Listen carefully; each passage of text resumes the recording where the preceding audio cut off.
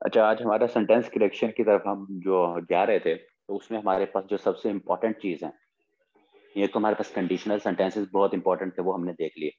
उसके बाद जो एक और चीज़ है जिसमें सबसे ज़्यादा स्टूडेंट्स मिस्टेक करते हैं कंडीशनल सेंटेंसेस के बाद, वो हैं आपके कंजंक्शंस। नॉर्मली ये मेरा फर्स्ट लेक्चर होता है, लेकिन इस दफ़ा इसको डिले किया है। तो सबसे ज़्यादा इम्पोर्टेंट हमारा लेक्चर जो सा है वो है कंजंक्शंस का।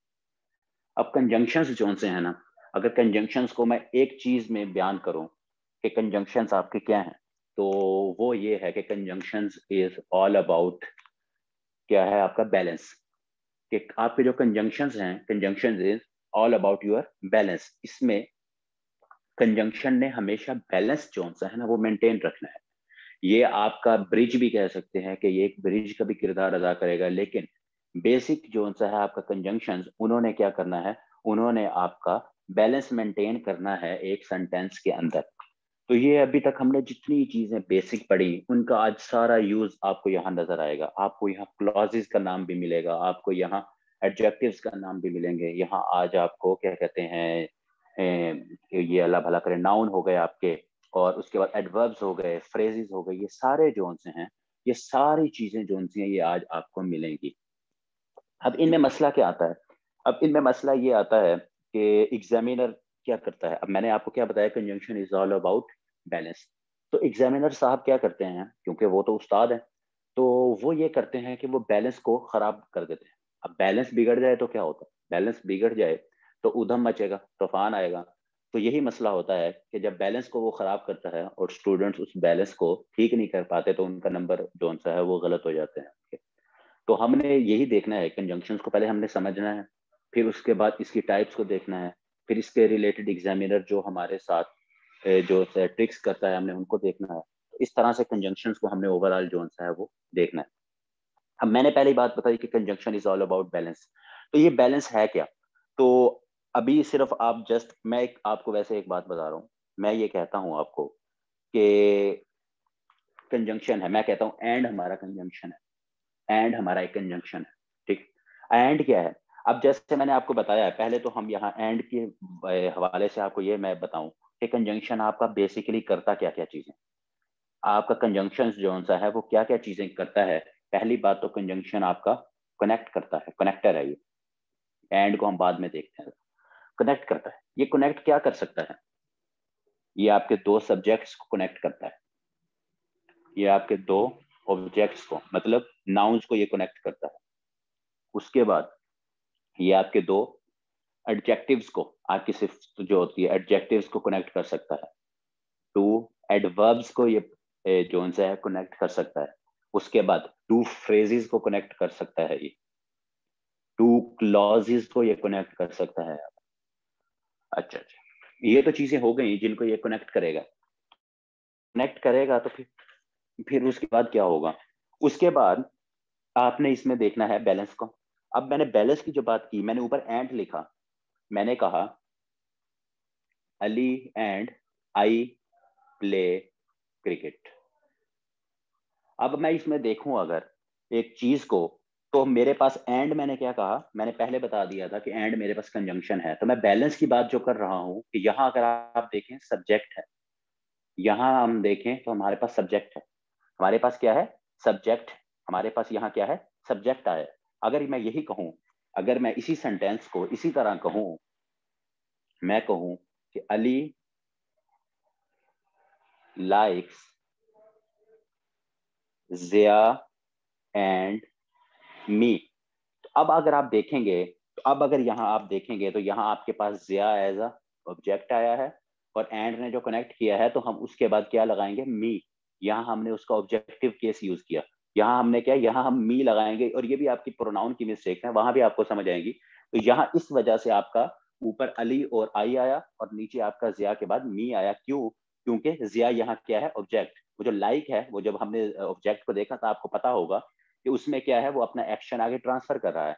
वो किसको लाइक कर रहा है? वो लाइक कर रहा है जिया को। तो जिया को वो जो लाइक कर रहा है, तो वो अपना एक्शन आगे ट्रांसफर कर रहा है, तो वो क्या होगा? ऑब्जेक्ट होगा। तो अगर यहाँ ऑब्जेक्ट है, तो आगे यहाँ जिया एंड आई आ गया, तो ये गलत होगा।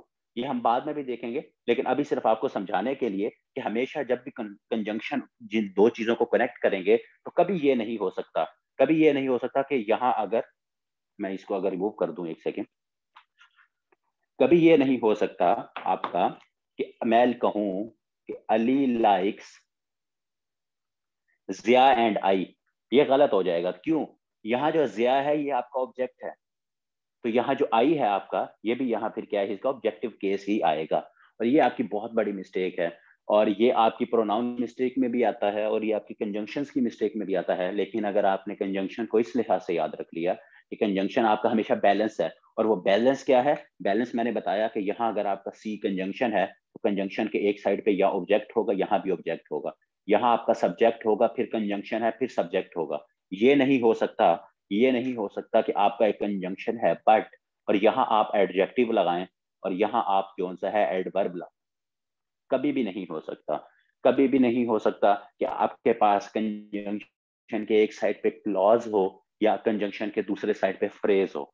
कभी भी ये नहीं होगा कि आपके एक साइड पे ऑब्जेक्ट होगा, दूसरे साइड पे सब्जेक्ट होगा कंजंक्शन पे, क्योंकि कंजंक्शन ने हमेशा कनेक्ट का काम करना है, ये आपका एक कनेक्टर है।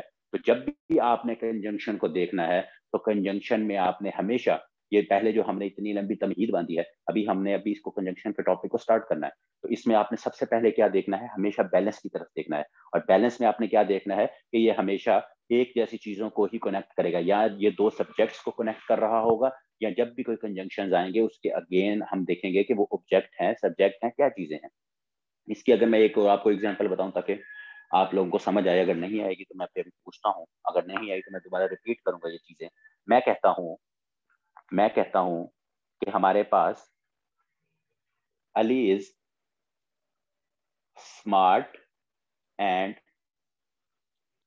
ऑनेस्ट, ठीक है। अब अगर मैं देखूं, एक सेंटेंस ये मैंने लिख दिया, फिर मैं कहता हूं जिया राइट्स स्लोली एंड क्लियरली। अगर आप इसमें देखें तो ये आपके दोनों सेंटेंसेस, क्यों, पहले हमने सब्जेक्ट्स की एग्जांपल देखी थी, ऑब्जेक्ट भी बताई, ये देखें, ये आपका स्मार्ट क्या है, एडजेक्टिव है। ऑनेस्ट क्या है, ये आपकी, ये उसका क्या है, ये उसका एडजेक्टिव है, दोनों एडजेक्टिव हैं। तो एडजेक्टिव को कनेक्ट किया, दोनों साइड पे बैलेंस आउट नहीं हुआ, इसने कनेक्ट कर दिया, दो एडजेक्टिव्स को कनेक्ट कर दिया, तो हम कहेंगे भाई ऑफिशियली जो सा है एंड हमारा कंजंक्शन है यहाँ। लेकिन अगर हम यहाँ देखें तो यहाँ हमारे पास क्या है, एडजेक्ट, ये है एडवर्ब है, हमारे पास एडवर्ब है, और क्लियरली क्या है, ये भी एडवर्ब है। तो यहाँ भी हमारे पास वही रूल हम अप्लाई करें, दो एडवर्ब्स को कनेक्ट कर रहा है, तो यहाँ भी हमारे पास एंड क्या है, यहाँ भी हमारे पास जो एंड है वो आपका जोन सा है, वो एक एज अ कंजंक्शन जोन सा है, वो काम कर रहा है। तो जिस वजह से हमारे पास एग्जामिनर क्या करेगा, वो क्या कर लेगा, वो क्या कहेगा, Ali is smartly and honest. Ali is smartly एक साइड पे एडजेक्टिव लगा देगा, एक साइड पे एडवर्ब लगा देगा, एक साइड पे ऑब्जेक्ट लगा देगा, एक साइड पे क्या कर देगा, सब्जेक्ट लगा देगा, एक साइड पे क्लॉज लगा देगा, एक साइड पे फ्रेज लगा देगा। आपको जब डिफरेंस पता है, हम डिस्कस कर चुके हैं फ्रेज की भी, अगर हम बात करें तो फ्रेज जनरली प्रेपोजिशन से स्टार्ट होता है, एडिशनल इंफॉर्मेशन होती है, उसमें सब्जेक्ट नहीं होता, उसमें वर्ब नहीं होता। तो अगर मैं उसकी भी बात बताऊं, अगर चले हम फ्रेज और उसकी भी एग्जाम्पल दे देते हैं ताकि आपको इसमें सारी चीजें क्लियर हो जाएं एक एक चीज की। मैं कहता हूं my son reads book and I appreciate I appreciate एक सेंटेंस मैंने ये लिखा, और उसके बाद मैं एक दूसरा सेंटेंस लिखता हूं, मैं कहता हूं कि my books are in in the bag my books are in the bag and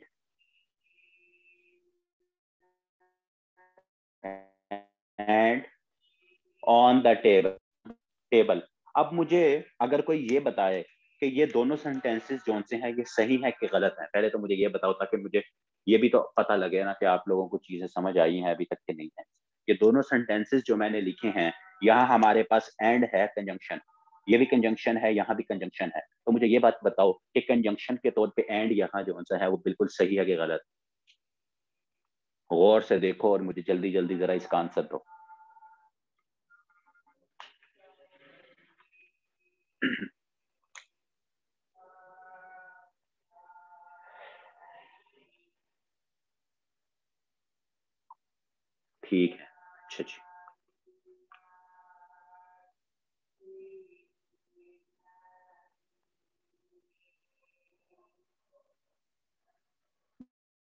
जल्दी बताओ।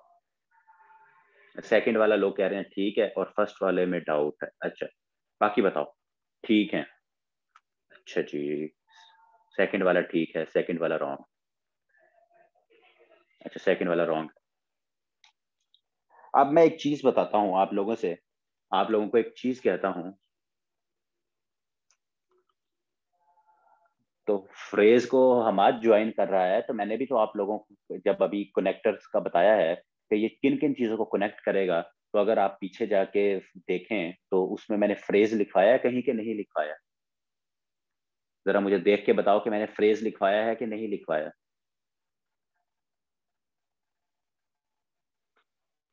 अगर लेट ज्वाइन किया है तो वो एक डिफरेंट चीज है, लेकिन मैंने फ्रेज लिखवाया है। हाँ, लिखवाया है। अब देखो, ऑन द टेबल फ्रेज है आपका, इन द बैग फ्रेज है आपका।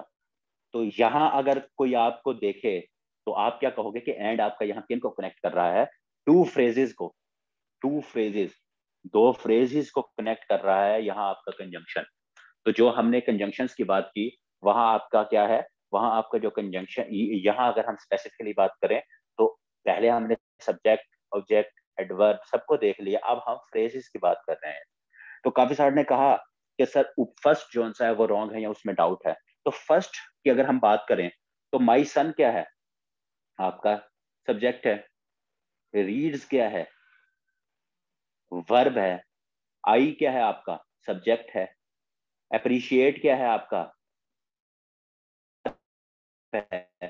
तो हमने कहीं गलती से एक चीज पढ़ी थी, जिसको हमने कहा था, एक हमने जो चीज पढ़ी थी उसमें हमने क्या बात की थी, उसमें हमने एक चीज में ये बात की थी कि जहां आपका सब्जेक्ट आएगा और वर्ब आएगा वो आपका क्या, एक क्लॉज, उसको हमने एक नाम दिया था, उसको हमने क्या कहा था?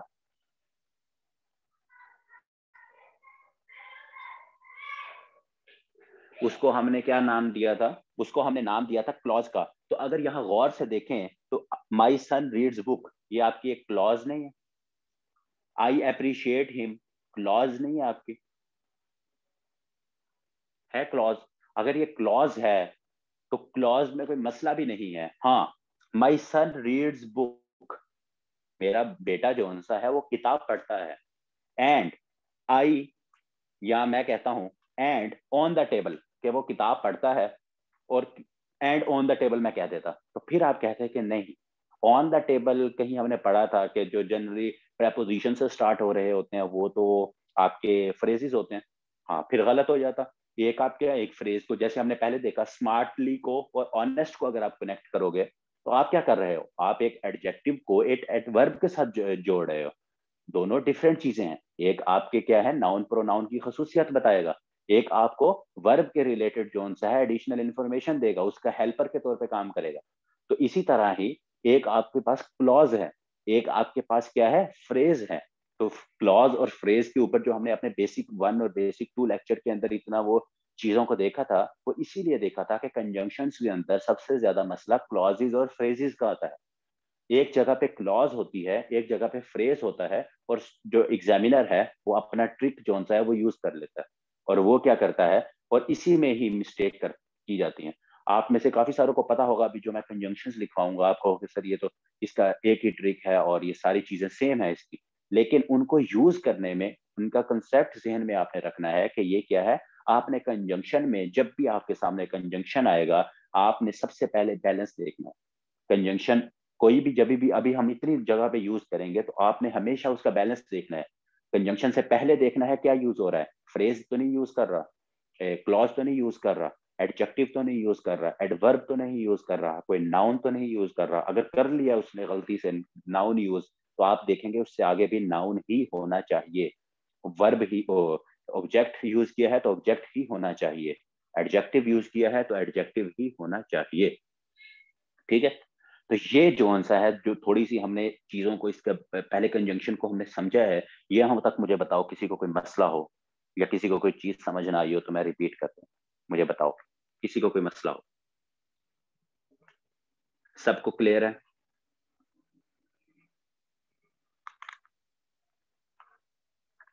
ओके,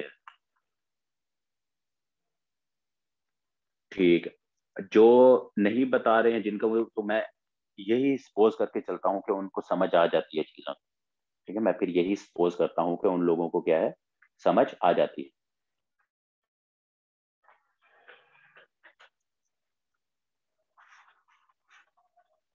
अगर अब हम आगे बात करें,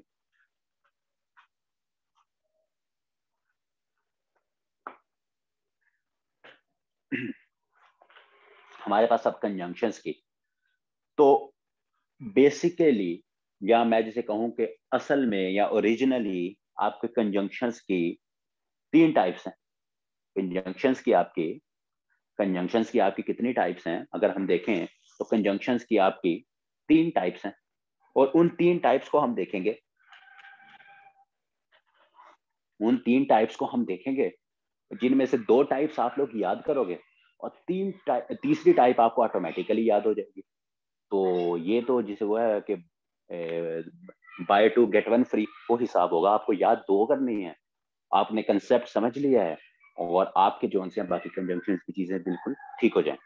अब टाइप्स क्या हैं, पहले हम लिखते हैं जो हमें करनी है, नंबर वन, उसका नाम है कोऑर्डिनेटिंग कंजंक्शन। कोऑर्डिनेटिंग कंजंक्शन लिखना है किसी ने, तो एक कोऑर्डिनेटिंग है, सेकंड हमारे पास कोरिलेटिव है, और थर्ड है हमारे पास सब ऑर्डिनेटिंग कंजंक्शन। हमारे पास कोऑर्डिनेटिंग कंजंक्शन, कोरिलेटिव कंजंक्शन और सब ऑर्डिनेटिंग कंजंक्शन। और सबसे पहले हम करने लगे हैं कोऑर्डिनेटिंग कंजंक्शन। इनका क्या नाम है, कोऑर्डिनेटिंग कंजंक्शंस। और बेसिकली ये कितने होते हैं, ये आपके 7 होते हैं, 7। ये आपके 7 होते हैं, 7। 7 आपके जो कंजंक्शंस हैं वो कौन से हैं, वो आपके पहले कोऑर्डिनेटिंग कंजंक्शन होते हैं, और इनका बड़ा फेमस सा फॉर्मूला है, और जिससे आप लोगों को याद भी हो जाएगा, वो है आपका फैन बॉयज का, FAN, फैन बॉयज। अब ये फैन बॉयज जोन से है ना, फैन बॉयज, लोगों बॉयज के फैन, तो ये जोन से है ना, ये आपके साथ हैं, ये फैन है, और ये आपने आपने इनके फैन हो जाना है। ये बॉयज के फैन है, तो आपने क्या करना है, आपने इनके फैन हो जाना है। तो इससे आपके पास कौन कौन से कोऑर्डिनेटिंग कंजंक्शन है, F से अगर हम बात करें तो आपका है for, and, nor, NOR, nor, but, और, येट एंड सो। इसी तरह आपको फिंगर टिप्स के ऊपर याद होने चाहिए कि फैन बॉयज का जब भी नाम आए तो आप क्या कहो, आप फॉर, एंड, नॉर, बट और येट सो। इस तरह आपको याद होने चाहिए कि ये आपके कोऑर्डिनेटिंग कंजंक्शंस हैं, क्योंकि इनके साथ, जैसे मैंने आपको कहा कि बहुत इंपॉर्टेंट है सेंटेंस स्ट्रक्चर में, तो ये अभी आपको पता चलेगा कि इनकी इंपॉर्टेंस क्या है। सिर्फ लिखने नहीं है, इनको देखना क्या है, इससे आपको सेंटेंस पढ़ने में, समझने, उनकी उसमें सेंस क्या है, वो चीज का पता लगेगा। काफी दफा आपके सेंटेंस के अंदर सिनोनिम पूछ लिए जाते हैं, तो ये वर्ड्स कभी कभी यूज होते हैं, तो जिससे आप, हो सकता है कि सिनोनिम्स का मतलब आपको समझ आ जाए कि इस बहुत मुश्किल वो वर्ड होगा, तो आपको उनकी भी समझ आ सकती है अगर आप कंजंक्शंस को बहुत अच्छी तरह समझ लें तो फैन बॉयज तो हमारे पास हो गए। अब ये फैन बॉयज याद तो भी हो जाएंगे, आपको हर जगह मिल भी जाएगा, लेकिन इनका मकसद क्या होता है, इनका मकसद हमने जो देखना है, हम फॉर कहाँ यूज करेंगे, कोई भी सेंटेंस जहां हमारे पास फॉर की अगर हम बात करें, तो वो है हमारे पास, फॉर हमारे पास यूज होता है कॉज और इफेक्ट की सेंस में, कॉज और इफेक्ट की सेंस। अब कॉज और इफेक्ट की सेंस क्या है, ये हमने एनोलॉजी में भी देखा कॉज इफेक्ट, और यहाँ भी हम देख रहे हैं कॉज इफेक्ट। कॉज इफेक्ट वही सिंपल आपको समझ आया कि एक वजह होगी, उसके बाद क्या है, उसका कोई असर हो रहा होगा। एक वजह होगी और क्या है, असर हो रहा होगा। आपने कोई हरकत की, आपकी अम्मा ने आपको क्या, एक थप्पड़ सीध किया, एक कॉज था, उसका इफेक्ट हुआ, आपका थप्पड़ पड़ा, वो एक आपकी क्या, एक जगह पे आपके क्या है, थप्पड़ जौन सा है वो क्या है, इफेक्ट है। फिर दूसरी जगह पे आपको थप्पड़ पड़ा है, ये थप्पड़ आपकी वजह बन जाएगा, और आपका जौन सा है गाल लाल अगर हो गया, लेट्स सपोज, तो वो क्या है, वो इफेक्ट होगा उसका। तो ये सिचुएशन पे डिपेंड करता है, चप्पल भी पड़ सकती है आपको, झाड़ू भी पड़ सकता है, लेकिन ये क्या कहते हैं, सिचुएशन पे डिपेंड करता है कि कॉज क्या है और उसका इफेक्ट क्या होगा। तो कहीं भी आपका कॉज आएगा या आपका इफेक्ट, वो क्या कहते हैं, उसका कोई इफेक्ट होगा, तो वहां आप जो कंजंक्शन लगाओगे वो क्या यूज करोगे, वो आप फॉर यूज करोगे। अब इसकी अगर हम बात करें तो इसकी एक एग्जांपल देखते हैं, सबकी एक एक एग्जांपल करवाऊंगा ताकि आप लोगों को इसकी समझ आ जाए चीजों की, और उसके बाद जो है आप लोग इसको जरा डिटेल में देख लो। मैं कहता हूं Ali's father punished him, Ali के अब्बा हजूर ने उसे पनिश किया, punished him, sorry him, for he lied. अब देखें, अब यहां देखें कि Ali's father punished him for he light. अब एक चीज, बल्कि आप बस इसको देख लें फिर मैं आपको एक बताता हूं। एक कॉज इफेक्ट की सेंस होती है सो की भी, ये हम दोनों इकट्ठे करें। सो आपके किसकी इफेक्ट सेंस देता है, कॉज इफेक्ट की, कॉज इफेक्ट सेम। कि एक बात होगी, जैसे मैंने यहां लिखा कि अली के अब्बा ने उसको पनिश किया, किसके लिए, क्योंकि उसने झूठ बोला। तो इसमें आप सो भी लगाएंगे और फॉर भी लगा सकते हैं, दोनों की सेंस सेम है। लेकिन अब मैं नीचे सेंटेंस लिखूंगा और फिर मैं आपको बताऊंगा कि इन दोनों के अंदर बेसिक फर्क क्या है। मैंने लिखा कि today is your birthday, today is your birthday, comma, so I shall gift you a watch. अब दो सेंटेंसेस हैं, दोनों बिल्कुल ठीक हैं और दोनों में डिफरेंट कंजंक्शन यूज हुए हैं। तो एक तो सवाल आप लोगों के दिमाग में आएगा कि सर हमें कैसे पता लगेगा कि हमने कहाँ सो यूज करना है, कहाँ फॉर यूज करना है। अगर कोई हमसे क्वेश्चन पूछ लेता है, आप हमें यही देंगे अलीज फादर पनिश्ड हिम, आप फॉर भी लिख दें बीच में ऑप्शन में, सो भी लिख दें, तो हम क्या यूज करेंगे। तो यहाँ आप लोग ने क्या याद रखना है, अगर आप लोग थोड़ा सा और करोगे तो ये है कि फॉर ही लाइड, ये लाइड क्या है, उसने झूठ बोला। ये कॉज है कि इफेक्ट है, अगर हम इसे देखें तो ये क्या है, आपके पास कॉज है, और उसके अब्बा हजूर ने उसे पनिश किया, ये उसका क्या हुआ, इफेक्ट हुआ। उसने झूठ बोला और उसका इफेक्ट हुआ, तो ये क्या है, कॉज और इफेक्ट हो गए। अब नीचे वाले में अगर हम देखें, नीचे वाले में अगर हम देखें तो इसमें कॉज क्या था, इसमें वजह क्या थी, इसमें वजह ये थी कि किसी की बर्थडे थी। ये क्या है, ये कॉज है, ये कॉज है। और उसकी वजह क्या, उसका इफेक्ट क्या हुआ, उसका इफेक्ट ये हुआ कि आपको गिफ्ट देना पड़ गया। ये क्या था, ये उसका इफेक्ट।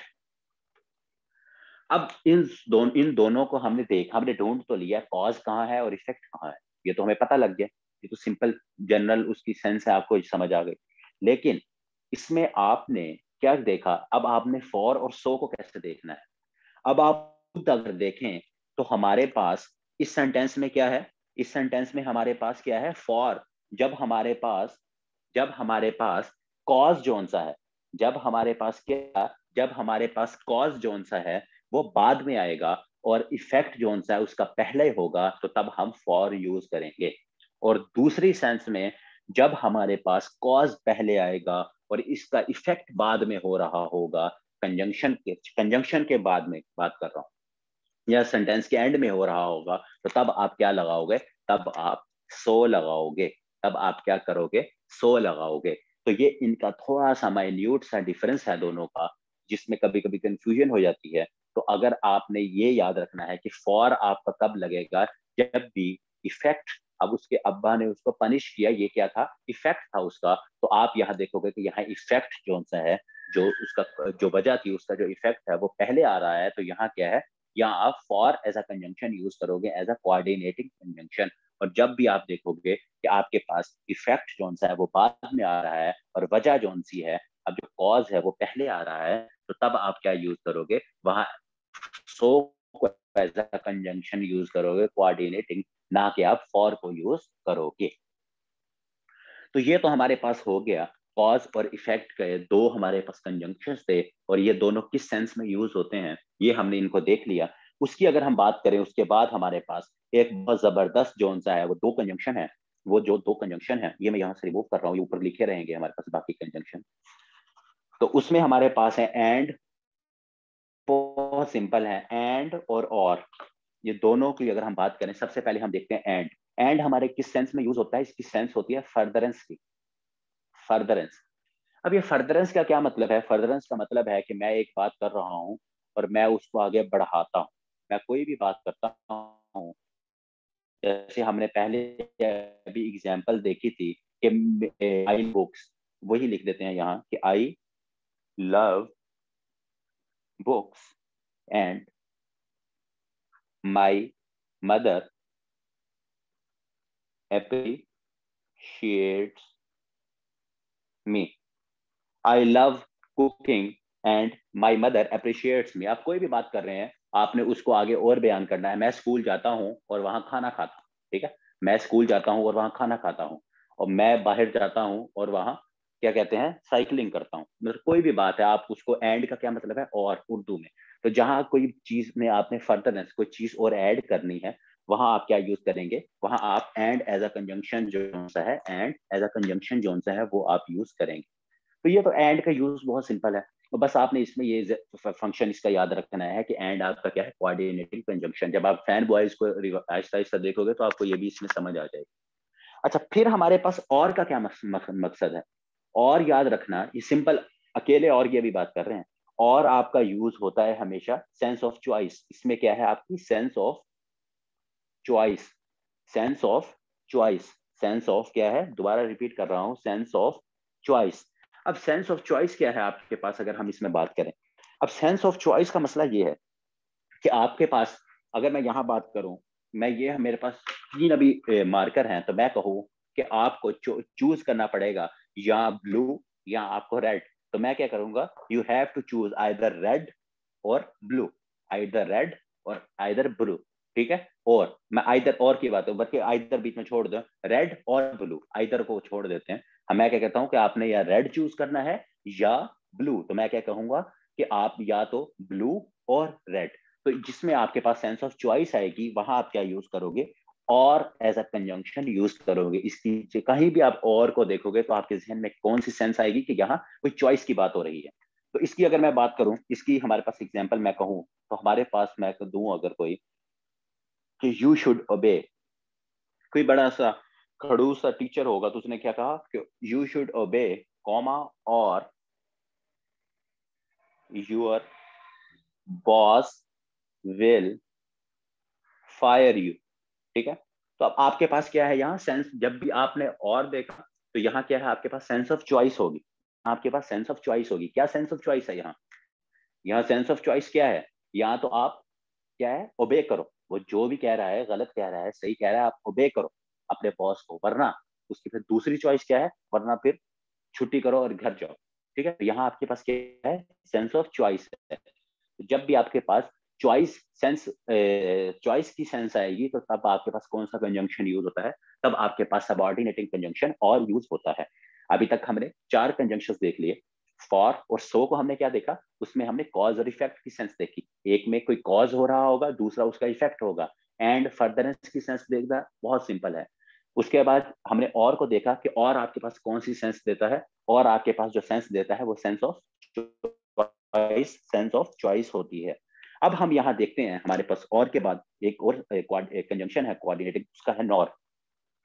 उसका क्या नाम है? उसका नाम है जी नॉर। ये है आपका नॉर।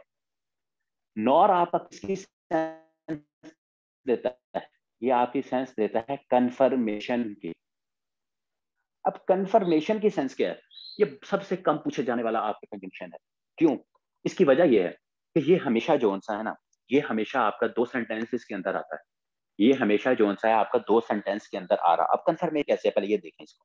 अब कंफर्मेशन ये होती है कि मैं एक पूरी बात कर रहा हूँ, मैं एक बात कर रहा हूँ, मैं बात करते करते फिर इसको यूज करूंगा। कैसे? मैं कहता हूँ कि ABC एक बंदा है, वो काम नहीं करता, वो सॉरी हार्ड वर्क नहीं करता। फिर मैं कहूंगा हार्ड वर्क नहीं करता, और ना ही वो, और ना ही वो क्या करता है, ना ही वो क्या करता है, वो ना ही उसे अफसोस होता है। एक तो अब बंदा है, वो काम ही नहीं कर रहा, कोई हार्ड वर्क ही नहीं कर रहा, और उसे अफसोस भी नहीं हो रहा। तो जब ये मैं बात कर रहा हूँ कि उसे अफसोस भी नहीं हो रहा, तो ये मैं उसकी पिछली जो बात है जिसको मैं बता रहा हूँ उसको कंफर्म कर रहा हूँ, उसके ऊपर एक मोहर लगा रहा हूँ कंफर्मेशन की। अब इसकी अगर मैं एग्जांपल दूं, मैं कहता हूं मैं कहता हूं कि अली मैं कहता हूं Ali does not work hard. मैंने कह दिया Ali does not work hard. फिर मैं क्या कहूंगा, नॉर डज ही रिपेंट। ये वही बात हो गई कि पहले मैंने क्या कहा, इससे पहले हमेशा जब भी आपके नॉर, जब भी अकेला एज अ कंजंक्शन यूज होगा, एक बात याद रखिएगा, इससे पहले जो भी सेंटेंस होगा, पूरी क्लॉज होगी, उसमें हमेशा निगेशन, मतलब एक नेगेटिव सेंस आ रही होगी। ये आपने चीज इसमें याद रखनी इसमें हमेशा, क्योंकि वो उसको कंफर्म कर रहा होता है, कोई भी चीज उसको कंफर्म कर रहा होता है। और ये नॉर के बाद डज क्यों आया है, नॉर डिड भी आता है कभी कभी, तो ये हम पहले भी शायद दे चुके हैं, आगे भी इसको देखेंगे कि जब भी आपने किसी चीज पे स्ट्रेस देनी होती है, मैंने आपको बताया था कि जब भी आप किसी पे स्ट्रेस देनी होती है तो तब आप इसको इस तरह यूज करते हो, नॉर डज, नॉर डिड। तो ये किसके लिए, स्ट्रेस देने के लिए। तो ये जब हम वर्ब एग्रीमेंट में जाएंगे तो हाँ अब इसको दोबारा देखेंगे, तो ये सेंटेंस हमेशा नॉर के बाद डज डिड यूज होता है स्ट्रेस देने के लिए, कि मैं बड़ा इसको बात को एक स्ट्रेस दे के कह रहा हूँ कि वो ना ही तो कोई काम करता है, वो हर हार्ड वर्क नहीं करता, और ना ही उसे अफसोस होता, बिल्कुल अफसोस नहीं होता उसे। तो यहाँ मैं कंफर्म भी कर रहा हूँ चीज को, और दूसरा मैं क्या कह रहा हूँ, एम्फेसाइज, एक बहुत ज्यादा स्ट्रेस दे के जब बात कर रहा हूँ, तो तब आप नॉर और डज को जो सा है वो यूज करते हैं। फिर मैं इसी तरह अगर मैं कहूँ, मैं कहता हूँ कि he did not submit his test. ठीक है, मैं कहूंगा he did not submit his test. फिर मैं कहूँ, क्या कहता हूं, nor did he check his answer. इतना मैं ऊपर वाले ही वही बात कर रहा था ना, वर्क नहीं करना। मैंने कहा कि यार वो बंदा जो सा है ना तो उसने असाइनमेंट जो सा अपना टेस्ट है वो सबमिट किया है, और ना ही इवन उसने अपना टेस्ट भी सबमिट नहीं किया। और अगर टेस्ट जो, या मैं कहूँ कि अगर उसने टेस्ट सबमिट किया है 2-3 दिन लेट अपना किया है टेस्ट सबमिट, और टेस्ट सबमिट करने के बाद क्या है, उसने अपने नंबर भी देखने गवारा नहीं किया। तो मैं उसकी बात, पिछली बात को कंफर्म कर रहा हूँ, उसको कंफर्म करने के लिए आपका जो सा है उसकी सेंस जो सी है नॉर, जब भी अकेला यूज होता है, ये याद रखिएगा। यहाँ जो मैं नॉर की बात कर रहा हूँ, ये यहाँ अकेला नॉर यूज हो रहा है, यहाँ इसके साथ कोई और, ये किसी पेयर में यूज नहीं हो रहा, पेयर में आगे आएगा। तो यहाँ हमने हमेशा नॉर और को अभी अकेले की बात की है, कि और आपके पास जब भी आएगा वो क्या है, उसमें और के अंदर आपकी सेंस ऑफ चॉइस होगी, सेंस ऑफ चॉइस होगी। और नॉर आपका, आप जो पीछे एक बात कर रहे हो उसको कंफर्म कर रहा होगा, उसके ऊपर एक मोहर लगा रहा होगा। तो नॉर की सेंस क्या है, कंफर्मेशन की सेंस है। ये तो हमारे पास मेन 5 हमारे कंजंक्शन हो गए। अब इसमें हमारे पास जो कंजंक्शन आते हैं वो है हमारे पास 2 और इम्पोर्टेंट। वो इम्पोर्टेंट क्यों है, वो इम्पोर्टेंट हमारे पास इसलिए है कि उनमें सेंस है कंट्रास्ट की, और वो है हमारे पास बट और येट। येट और बट जो से है, इनमें हमारे पास सेंस ऑफ कंट्रास्ट है। अब कंट्रास्ट क्या है जी, कंट्रास्ट आपको पता है, ऑपोजिट। कंट्रास्ट क्या है, इसमें हमेशा बट और येट जो सा है, ये क्या है, हमेशा क्या है, ऑपोजिट होंगे। अब इनको आप अल्टरनेटिवली, सो और जो हमने फॉर देखा था कॉज इफेक्ट वाला, उनको आप एक दूसरे की जगह पे यूज नहीं कर सकते। आप उनकी सेंस देखोगे कि कॉज पहले आ रहा है या इफेक्ट पहले आ रहा है, वो आप उस लिहाज से देख लोगे। अगर आपके पास कॉज जो सा है वो पहले आ रहा है तो आप सो लगा दोगे, अगर आपके पास इफेक्ट पहले आ रहा है तो आप फॉर लगा दोगे। लेकिन इसमें क्या है, अब इनके अगर पहले मैं आपको ये समझाने के लिए मैं आपको इनकी अगर उर्दू बताऊं, तो बट का क्या मतलब होता है, बट का मतलब होता है लेकिन, लाकिन। लेकिन क्या है, लेकिन आपका है बट का मतलब। लेकिन येट का क्या मतलब होता है, येट की अगर मैं बात करूं तो येट होता है इसके बावजूद, इसके बावजूद। अब इन दोनों की सेंसेस ये हैं, इसके बावजूद। अब यहां मसला क्या है, आप इनको अल्टरनेटिवली यूज कर सकते हो, ये आपको बस सेंस समझानी है। अब आप एक राइटर हो, आप कुछ चीज लिख रहे हो, आप सेंटेंस के अंदर बट भी यूज कर सकते हो, बट की जगह आप येट भी यूज कर सकते हो, वो आपके ऊपर डिपेंड करता है। तो इसलिए कभी भी आपको, कभी भी जो सेंटेंस आएगा उसके अंदर बट और येट इकट्ठे में नहीं, ऑप्शंस के अंदर इकट्ठे नहीं मिलेंगे। ये आपको सेंस समझाने के लिए बता रहा हूँ कि दोनों ही कंट्रास्ट के लिए यूज होते हैं, और एक का मतलब लेकिन है और इसका एक का मतलब उसके बावजूद है।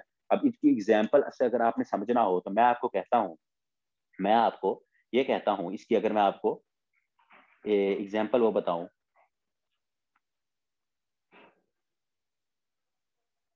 मैं कहता हूं कि Akram is a rich man, Akram is a rich man but, मतलब येट करते हैं ना इसको, yet he does not help poor.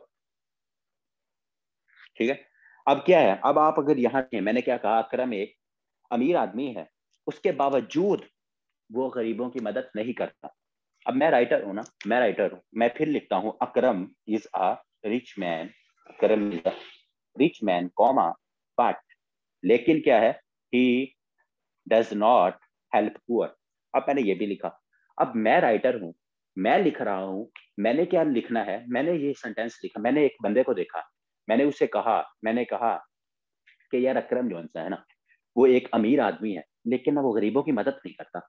मैंने ऐसे लफ्ज बोला तो सुनने वाले ने, एक राइटर बैठा था, उसने लिख दिया, उसने क्या लिख दिया, उसने लिख दिया कि अकरम जोन सा है, कि इसने कहा कि अकरम जोन सा है वो अमीर आदमी है लेकिन वो गरीबों की मदद नहीं करता।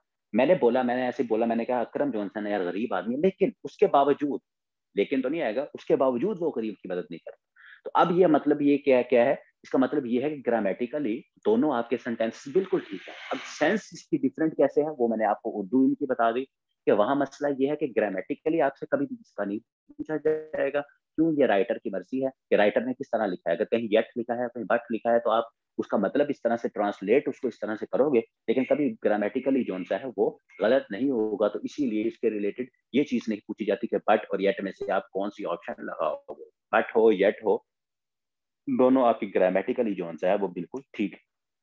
तो इसलिए जो सा है, ये आपने इसमें से थोड़ा सा ये चीज भी अपने जहन से जो सी निकाल देनी है कि ये दोनों डिफरेंट, मतलब कि इनको सो और ये उसकी जगह आपसे पूछा जा सकता है, उसके हवाले से आपसे नहीं पूछा जा सकता।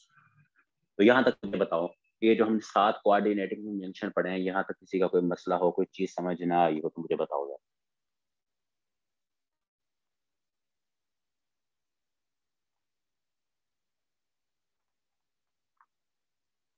क्लियर है सबको? ये 7 coordinating conjunction, fan boys, for, and, nor, but और येट, सो, क्रिस्टल क्रिस्टल क्लियर है, क्रिस्टल क्लियर है सबको, पानी की तरह साफ शफाफ। अच्छा जी। अच्छा, यहाँ ना एक चीज आपने देखी होगी, ऐसे रैंडम बता रहा हूँ क्योंकि ये हमारी पंक्चुएशन में चीज रिपीट होगी।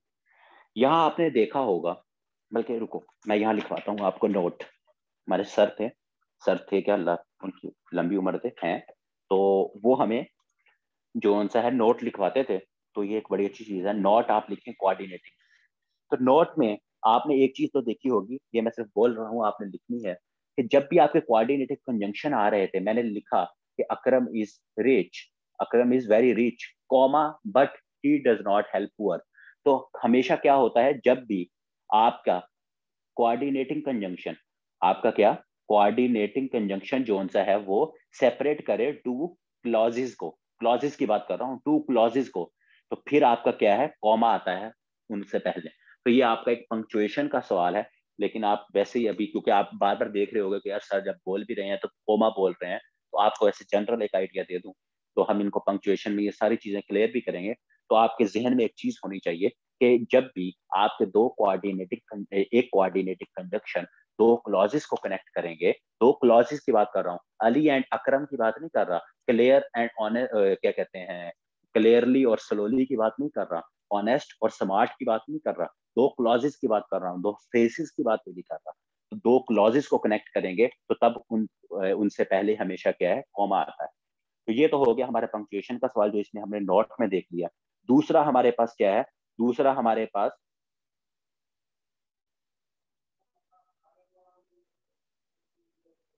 दूसरा इसमें हमारे पास क्या होता है, एक ये चीज याद रखें, ये हमारे पास हमेशा जो इंपॉर्टेंट चीज है, जो आपसे पेपर में पूछी जाएगी, सितारा बना लें, 2-3 सितारे बना लें, वो क्या है, पूरा लिख देता हूं, व्हेन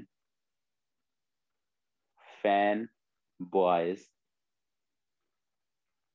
कनेक्ट, जब वो आपके पास क्या कनेक्ट करें, क्लॉजेज, अगेन बात देखना है, याद रखना है, क्लॉजेज, जब वो आपके पास क्लॉजेज को कनेक्ट करें आपके फैन बॉयज, तो जो आपका रिजल्टेंट, जो आपका देन यूर रिजल्टेंट सेंटेंस, जो आपका सेंटेंस आपके पास आएगा वो क्या कहलाया जाएगा। बहुत इंपॉर्टेंट क्वेश्चन है हर तरह से। क्या, कैसे बताता हूं, पहले लिख लें, वो कहलाया जाएगा कंपाउंड सेंटेंस। अब एक तो ये जो मैंने आपको नोट लिखवाया है यही आपका एक क्वेश्चन है कि when coordinating conjunction connects two clauses the resultant sentence is called, option A B C D, none of these, तो वो आपका कंपाउंड सेंटेंस कहलाया जाएगा। तो ये तो एक आपका बेस्ट जनरल हो गया ना, जिसे कहते हैं रट्टा सिस्टम। तो लेकिन अगर आपसे वो पूछे, एक सेंटेंस दे आपको, आपको वो सेंटेंस दे कि Zia's father punished him for he lied, तो आपसे पूछे कि ये आपका कम्प्लेक्स सेंटेंस है, ये आपका कंपाउंड सेंटेंस है, ये कौन सा सेंटेंस है, मुझे बताओ तो सही। तो अगर आपने कहीं आपकी गलती से नजर पड़ गई फॉर के ऊपर, कहीं एंड के ऊपर, कहीं बट के ऊपर, कहीं सो के ऊपर, येट के ऊपर, नॉर के ऊपर, और के ऊपर, तो आपने कहना है ये तो फैन बॉयज, ये तो कोऑर्डिनेटिंग कंजंक्शंस हैं, ये हमारे पास क्या है, फैन बॉयज हैं, ये कोऑर्डिनेटिंग कंजंक्शंस हैं। और जहां भी हमारे पास फैन बॉयज आए या कोऑर्डिनेटिंग कंजंक्शंस आए और ये हमारे पास दो क्लॉजेस को कनेक्ट करें, इनको दो क्लॉजेस को, ये क्लॉज जो सा मैंने इतना बड़ा लिखा है इनकी बात करनी, दो क्लॉजेस को कनेक्ट करें तो वो सेंटेंस हमने कहीं पढ़ा था कंपाउंड सेंटेंस कहलाया जाता है। तो ये हमारे पास कंपाउंड सेंटेंस होगा। कौन सा सेंटेंस होगा, हमारे पास कंपाउंड सेंटेंस होगा। तो ये नोट जोन सा है, ये आपने इसका याद रखना है फैन बॉयज का। और ये बहुत इंपॉर्टेंट है क्योंकि आपको पता है कंपाउंड सेंटेंस, कंप्लेक्स सेंटेंस ये पूछे जाते हैं, तो ये आपको कंजंक्शंस के साथ ये चीज भी याद हो जाएगी कि जब भी आपके पास कोऑर्डिनेटिंग कंजंक्शन या फैन बॉयज जिनको हमने कहा है, वो आपके पास दो क्लॉजेस को फ्रेजेस को नहीं, एडजेक्टिव्स को नहीं, क्लॉजेस को, दो क्लॉजेस को कनेक्ट करेंगे तो वो आपके पास क्या बन जाएगा, वो आपके पास कंपाउंड सेंटेंस बन जाएगा। अच्छा जी, तो कंपाउंड सेंटेंस हो गया। उसके बाद हमारे पास एक चीज आती है सेकंड, हमारे पास सेकंड, मेन हमने ऑलमोस्ट कर लिए, अब हमारे पास छोटे बच्चे रह गए उसके। पहली type coordinating conjunction, second type मैंने क्या बताई थी, कोरिलेटिव कंजंक्शन। कोरिलेटिव हमारे पास क्या है, ये सेकंड टाइप ऑफ कंजंक्शन है, सेकंड टाइप। और ये टोटल हमारे पास कितने होते हैं, ये टोटल हमारे पास 5 पेयर्स होते हैं, 5 पेयर में होते हैं। अब ये याद रखिएगा कि 5 हमारे पास इनके क्या होते हैं, पेयर होते हैं, 5 पेयर होते हैं, 5 पेयर होते हैं इनके पास। तो पहले हमने क्या देखा था, जो 7 हमारे पास थे वो थे आपके पास कोऑर्डिनेटिंग, और वो एक एक आपके पास वर्ड थे। तो ये क्या है, ये आपके पास जोड़ा है इनका, 5 का जोड़ा है, 5 का जोड़ा। तो 5 के जो जोड़े हैं वो हम 5 जोड़े देख लेते हैं। तो 5 जोड़े में हमारे पास क्या है जी, नाइदर, नॉर, आइदर, और उसके बाद not only, but also, not only but also, उसके बाद वेदर, और हमारे पास बोथ एंड, वेदर और हमारे पास क्या है, बोथ और एंड। ये अब हमारे पास क्या है, ये हमारे पास 5 पेयर हैं। एक सेकंड, अच्छा, बोथ और एंड ये हमारे पास क्या है, ये हमारे पास 5 पेयर हैं। ये जब भी आपके पास किसी सेंटेंस में यूज हो रहे होंगे, ये आपके क्या कहलाए जाएंगे, ये आपके कोरिलेटिव कंजंक्शंस कहलाए जाएंगे। और ये भी अगर यहाँ भी, बल्कि ये हम बाद में नोट में लिख लेंगे चलो, लेकिन ये आपके क्या कहलाए जाएंगे, ये आपके कोरिलेटिव कंजंक्शंस कहलाए जाएंगे। और ये हमेशा आपके पेयर्स के अंदर, पेयर के अंदर जो से हैं वो होते हैं। अब यहाँ एक आपने नोट तो नहीं लिखना, यहाँ आपने लिखना है एग्जामिनर की ट्रिक। इसमें सबसे ज्यादा एग्जामिनर ट्रिक खेलता है आपके साथ, एग्जामिनर्स ट्रिक। अब एग्जामिनर आपके साथ क्या ट्रिक करता है? एग्जामिनर साहब जो आपके साथ ट्रिक करते हैं ना, वो क्या कर देता है, एक याद रखें, जैसे मैंने पहले बात की, वो आपके पास break the pair, break the pair, वो आपका पेयर तोड़ देगा। वो भी हम देखते हैं कैसे। दूसरा वो क्या करेगा, ब्रेक द बैलेंस, वो आपका बैलेंस ब्रेक करेगा। अब देखें पेयर कैसे ब्रेक करेगा, पेयर की एग्जांपल देखते हैं। वो आपको कहेगा नाइदर अली और आई। अब ये क्या है जी, नाइदर के साथ तो यार हमने पढ़ा था नॉर का पेयर, एग्जामिनर ने आपको और दे दिया, तो ये तो उसने ट्रिक खेला आपके साथ। तो ये इसने पहला आपके पास क्या किया, ब्रेक किया। बोथ और एंड है, वो आपको क्या कहेगा, बोथ और, ठीक है। वेदर और है, वो क्या कहेगा आपको, वेदर एंड। तो आप कहोगे वेदर और एंड तो नहीं होता, हमने जो जो कंजंक्शन पढ़ा था वो हमारे पास क्या था, जो हमने कंजंक्शन पढ़ा था वो हमारे पास क्या होता है, वो हमारे पास वेदर और होता है। वो आपको क्या कहेगा, नॉट ओनली बट आल्सो के बाद क्या कहेगा, नॉट ओनली बट। तो आप कहोगे कि नॉट ओनली के साथ तो हमने बट आल्सो पढ़ा था, नॉट ओनली के साथ तो या सिंपल आल्सो तो नहीं पढ़ा था, या सिंपल बट तो नहीं पढ़ा था। हमने क्या पढ़ा था, नॉट ओनली बट आल्सो। और इसी तरह आइदर और होता है। तो ये आपके यहाँ से एग्जामिनर जो ट्रिक करेगा वो क्या है, तो वो ब्रेक करेगा पेयर। दूसरा वो अगेन वही बात करेगा, वो क्या है आपकी, वो आपके पास क्या है जी, वो आपके पास ये है कि वो आपका बैलेंस जोन सा है उसको ब्रेक करेगा। बैलेंस आपके साथ ब्रेक कैसे करेगा, वो अगेन वही चीज कि एक साइड पे आपका सब्जेक्ट होगा, दूसरे साइड पे क्या है, दूसरे साइड पे वो आपका, दूसरे साइड पे वो आपका क्या करेगा, दूसरे साइड पे वो आपका ऑब्जेक्ट कर देगा। एक साइड पे एडजेक्टिव है, दूसरे साइड पे एडवर्ब कर देगा। तो ये सारी चीजें जो सी एग्जामिनर आपके साथ दो ट्रिक्स इनमें खेलेगा कंजंक्शन में, हर जगह पे, हर जगह पे वो आपके कोरिलेटिव हो, कोऑर्डिनेटिंग हो, या तो वो क्या करेगा, पेयर ब्रेक करेगा, पेयर ब्रेक करेगा, कोरिलेटिव है क्योंकि वहां तो पेयर है नहीं ना, या वो आपका क्या बैलेंस, वो हमने पहले डिटेल में देखा कि बैलेंस किस तरह जो है आपका वो आपका बैलेंस आउट करेगा। कहीं वो एडजेक्टिव लगा देगा, कहीं वो क्लॉज लगा देगा, क्लॉज की जगह क्या करेगा, कहीं वो फ्रेज लगा देगा। तो इस तरह जो है वो आपके साथ ट्रिक्स जो है वो खेलेगा। तो ये समझ आई कि एग्जामिनर जो है वो आपके साथ ट्रिक किस तरह देखेगा। कोरिलेटिव कंजंक्शन हमने 5-6 ये जो देखे हैं, इनके भी मैं आपको एग्जांपल्स भी करवाता हूँ, टेंशन नहीं लेनी। तो अभी ये जो मैंने थोड़ी सी चीजें एक्सप्लेन की, ये चीज समझ आ गई।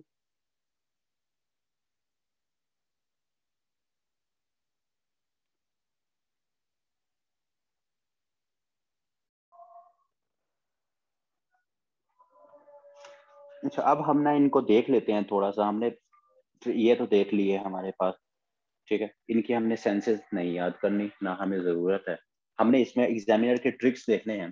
एग्जामिनर ट्रिक आपके पास कैसे क्या करेगा। अब मैं कहता हूँ कि आई ट्रस्ट नाइदर अली नॉर अकरम। सेंटेंस सही है, आप देखोगे नाइदर यूज हुआ है, नॉर यूज हुआ है। भाई मैं 2-3 सेंटेंसेस लिखता हूँ, फिर हम इसमें देखते हैं कि मसला क्या है हमारे। मैं कहता हूँ Ali is either honest or smart. अच्छा जी। फिर मैं कहता हूँ कि neither my mother was sleeping nor watching. अब मैंने 3 सेंटेंसेस लिखे हैं, आप लोग मुझे मुआयना करके बताओ कि sentence number 1, sentence number 2, sentence number 3 तीनों आपके ठीक हैं कि गलत हैं।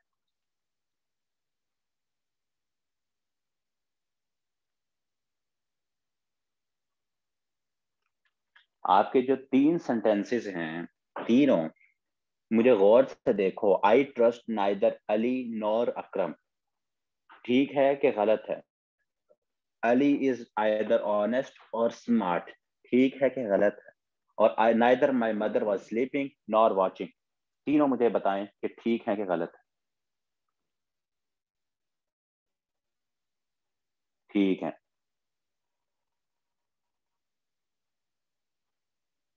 सेकंड वाला कैसे गलत है?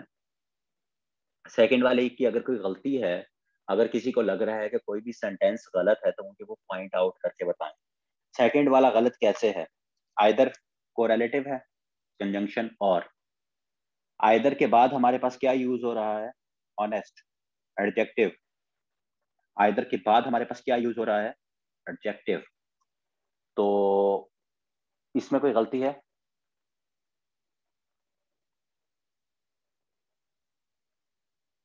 ठीक है। अच्छा ठीक, जो मैं आप लोगों से एक्सपेक्ट कर रहा था कि आप लोग गलती पकड़ोगे, वो आप लोगों ने गलती नहीं पकड़ी। और वो है आपका लास्ट सेंटेंस। और लास्ट सेंटेंस आपका, अल्लाह के शुक्र से, एग्जामिनर ने अपनी ट्रिक खेली है, और वो आपका लास्ट सेंटेंस गलत है, और आप में से किसी ने भी उसको पॉइंट आउट नहीं किया। चैलेंज कैसे? अब मुझे जरा गौर से देखो और गलती बताओ। ये तो मैंने बता दिया कि गलत है। अब मुझे बताओ कि आखिरी सेंटेंस आपका गलत क्यों है और कैसे है? क्या वजह बनी उसकी गलत होने की? कौन कौन से लोगों ने उसे गलत बनाया? तो ये मुझे जरा देख के बताओ। Neither my mother was sleeping nor watching.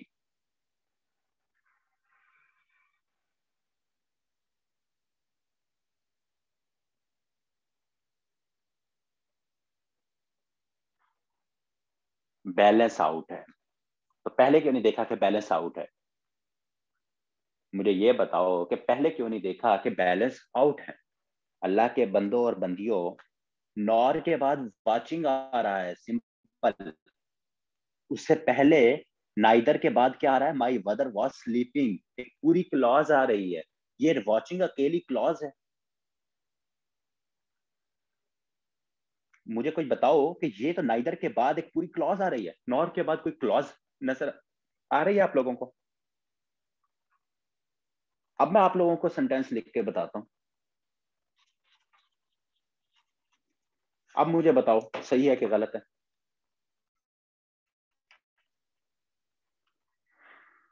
My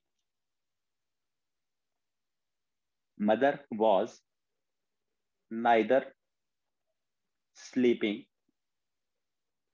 nor watching. अब मुझे बताओ, अब ये सेंटेंस सही है कि गलत है? अब ये सेंटेंस हमारे पास सही है कि गलत है? माई मदर वॉज सही है। अच्छा जी, एक ने कहा सही है।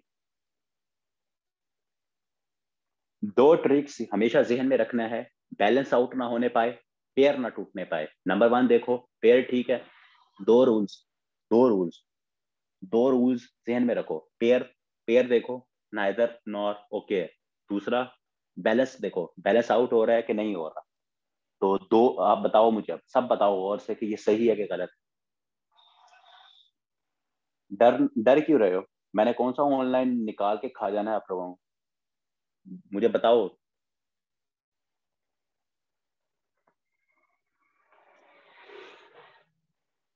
ठीक है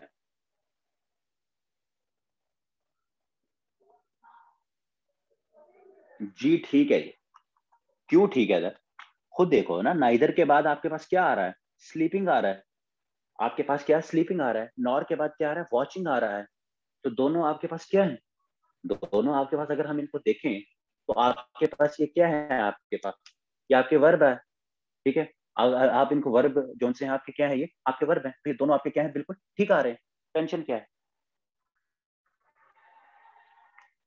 देखो, नाइदर के बाद कौन सी क्लॉज है? अल्लाह के बंदो, नाइदर के बाद कोई क्लॉज है? देखो, स्लीपिंग आपकी क्लॉज है? मुझे बताओ जरा, गौर से देखो। पहले वाले को अब छोड़ दो, वो नाइदर से पहले आ रहा है, हमने यहाँ उसके बाद देखना है। देखो, लास्ट टाइम हम क्या देख रहे थे? एंड। एंड से हम पहले और बाद की बात कर रहे थे कि यहाँ क्या होगा? स्लीपिंग एंड वॉचिंग, इस तरह बात कर रहे थे ना। पहले जो हमारे पास कोऑर्डिनेटिंग थी, उसमें एंड एक था, एक हमारे पास कंजंक्शन था, और एक उसके बाद की बात कर रहे थे लेफ्ट साइड पे, और एक हम राइट और लेफ्ट की बात कर रहे थे। यहाँ हमारे पास क्या है? एक नाइदर है, और एक यहाँ हमारे पास क्या है? नॉर है। तो हमने जो अपना बैलेंस देखना है ना, जो मैंने बैलेंस की बात की, वो हमने देखना है कि नाइदर के यहाँ जो जगह है, नाइदर के यहाँ ए है तो यहाँ क्या है बी, तो ए इज इक्वल टू बी होना चाहिए। और वो ए क्या है, अगर यहाँ हमारे पास क्लॉज है तो यहाँ भी क्लॉज होना चाहिए, यहाँ फ्रेज है तो यहाँ फ्रेज होना चाहिए, यहाँ एडवर्ब है तो यहाँ एडवर्ब होना चाहिए, यहाँ आपके पास जेरेंड यूज हो रहा है तो वहां जेरेंड यूज होना चाहिए। अगर जैसे यहाँ हमारे पास स्लीपिंग यूज हो रहा है तो यहाँ वॉचिंग यूज हो रहा है, तो यही आपके पास यहाँ दोनों के इर्द गिर्द लेफ्ट राइट पे यूज होना चाहिए। अब क्लियर हुआ ये?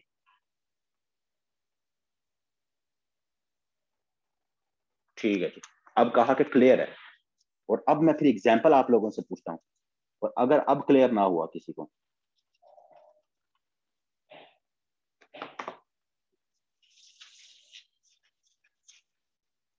अच्छा जी।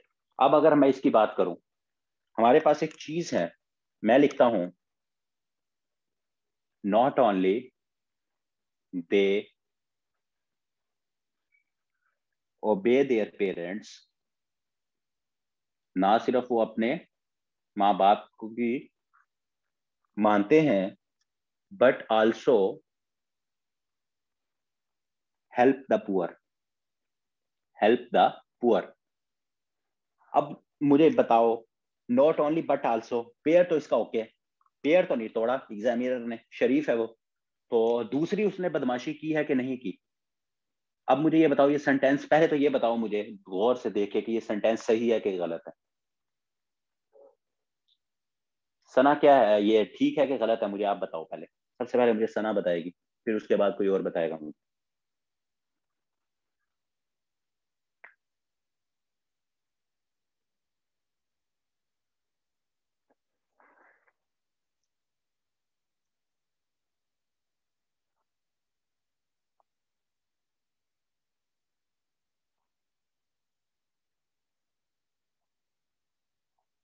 सही है कि गलत है?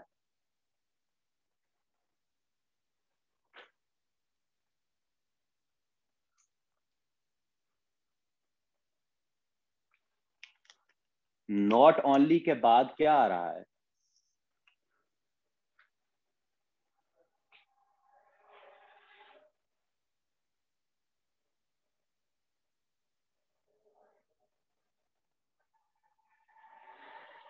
कैसे ठीक है? कैसे ठीक है? नॉट ओनली के बाद पूरी आपकी क्लॉज आ रही है दे ओबे, बट आल्सो के बाद मुझे बताओ हेल्प द पुअर, क्या आपकी क्लॉज है?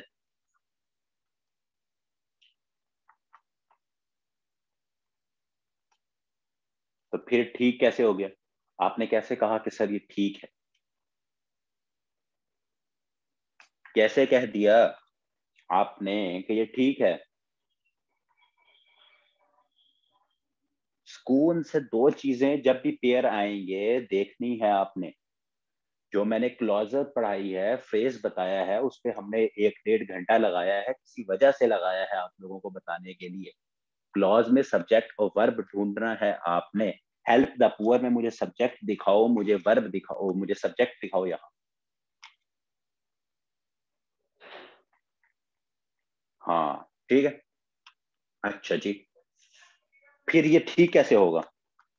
फिर इसको अगर हम ठीक करना चाहें तो वो यूं होगा, अब देखो सना, आप देखो, दे नॉट ओनली ओबे देयर पेरेंट्स, बाकी आगे वैसे ही लिखो, but also help the poor. अब अगर आप देखो तो अब आपका सेंटेंस सही है, क्यों?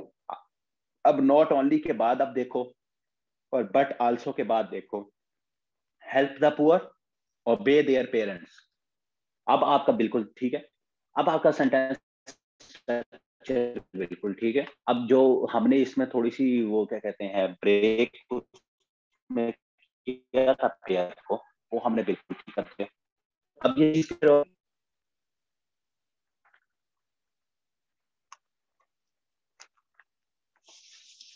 अब मुझे कोई और आंसर नहीं देगा इसका, ये जो मैं अभी सेंटेंस लिखूंगा इसका मुझे कोई आंसर नहीं देगा सिवाय सना के। अगर किसी का आंसर आया,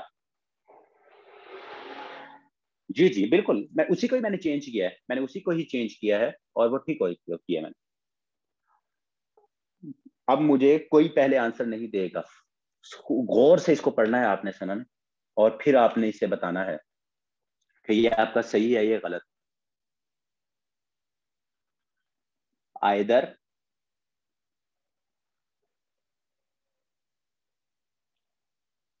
the cash is in the bag और इन द ड्रॉर। सबसे पहले तो सना मुझे ये बताओ कि ये सेंटेंस आपका सही है कि गलत है। Either the cash is in the bag और इन द ड्रॉर, आपका पेयर पहले देखो, पहले पेयर बताओ, खुद देखो, अगर ठीक है तो आप कहो 50% ठीक है। दूसरा आप देखो, और दूसरा आप मुझे बताओ कि इसमें बैलेंस तो आउट नहीं हुआ, इसमें बैलेंस तो आउट नहीं हुआ। तो इन दोनों को देख के फिर मुझे बताओ कि सर ये क्वेश्चन हमारा ठीक है कि गलत।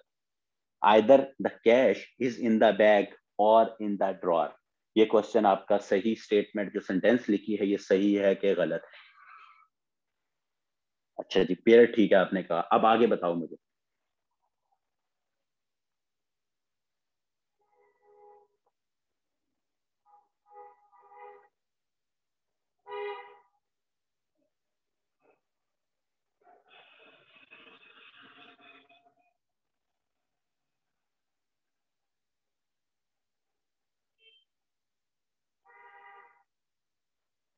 जल्दी जल्दी बताओ जल्दी, बहुत टाइम लग रहा है।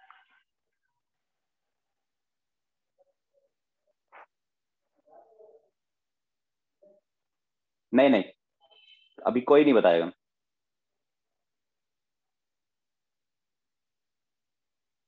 अगर किसी ने बताया तो उसको मैंने सस्पेंड कर देना है।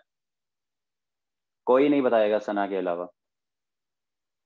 अगर मुझे आंसर नजर आया वो सस्पेंड हो जाएगा।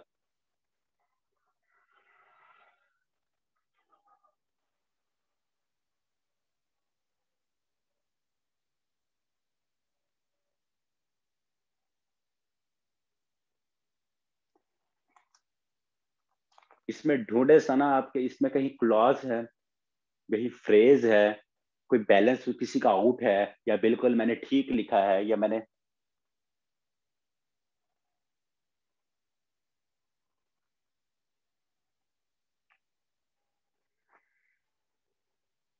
मुझे ये बताएं, डिटेल ना बताएं मुझे, मुझे सिर्फ और सिर्फ बच्चा ये बताओ कि आपका सेंटेंस सही है कि गलत है। मुझे सिर्फ ये बात बताओ, द कैश इज, बल्कि छोड़ो, बाकी अभी कोई नहीं। The cash is in the bag, Sana ये बताओ ये फ्रेज है कि क्लॉज है? The cash is in the bag, ये आपका फ्रेज है कि क्लॉज है? मुझे बस ये बताओ जल्दी जल्दी।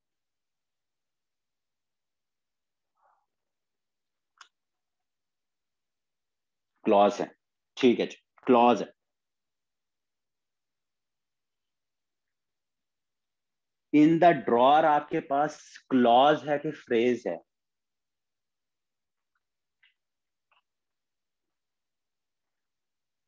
इन द क्लॉज आपके पास, इन द ड्रॉर आपके पास क्लॉज है कि फ्रेज है?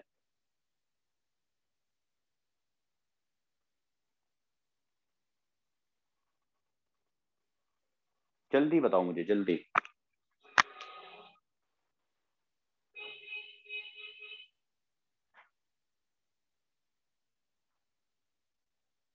ये फ्रेज है, एक साइड पे आपका क्लॉज है और दूसरी साइड पे फ्रेज है। अब मुझे बताओ कि ये आपका सेंटेंस सही है कि गलत है? एक तरफ रूस है और दूसरी तरफ चीन है, मामला संगीन है, मामला बहुत संगीन है, तो गलत है। तो ये गलत तक पहुंचने में हमें 5 मिनट क्यों लगे? जब मैंने पहले पूछा था तो ये तभी आंसर आना चाहिए था कि सर ये सेंटेंस रॉन्ग है, और इसकी रीजन क्या थी कि एक साइड पे आपका क्लॉज है और दूसरी तरफ आपका फ्रेज है। ठीक है, अब चीज समझ आई किस तरह से हमने इन चीजों को देखना है सेंटेंस करेक्शन में। तो इसको सुकून से देखो दोबारा, तो आपको कंसेप्ट है इन चीजों का, लेकिन इसमें मसला ये है कि जरा सुकून से देखोगे तो इंशाल्लाह ये चीजें जो सी हैं, इसमें फिर दोबारा कोई मसला हुआ तो मैं दोबारा इसमें जो सा ना इसको समझाऊंगा। समझने में मुझे पता है कि इशू नहीं आ रहा आपको, लेकिन थोड़ा सा जो इशू आ रहा है वो ये है कि बस ऊपर सब लोगों ने जो सा है वो प्रेशराइज कर दिया। ऐसे ही है ना? अच्छा, आप मुझे कोई यहाँ लिख के बताए कि ये पूरा सेंटेंस सही कैसे होगा। ये सेंटेंस गलत है तो ये सही इसको मैं किस तरह कर सकता हूँ?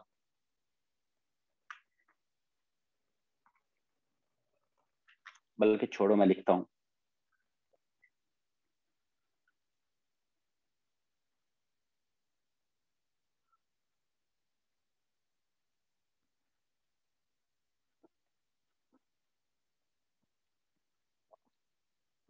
अब ये सेंटेंस सही है कि गलत है?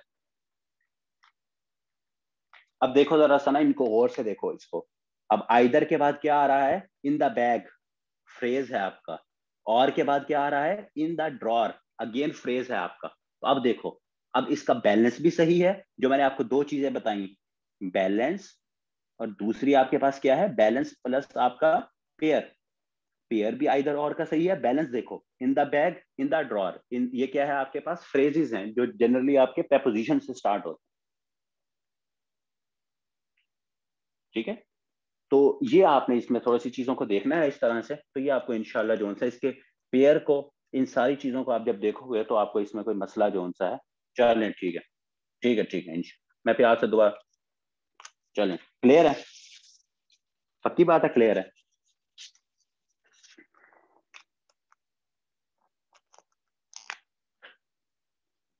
चलें फिर बताएं आप।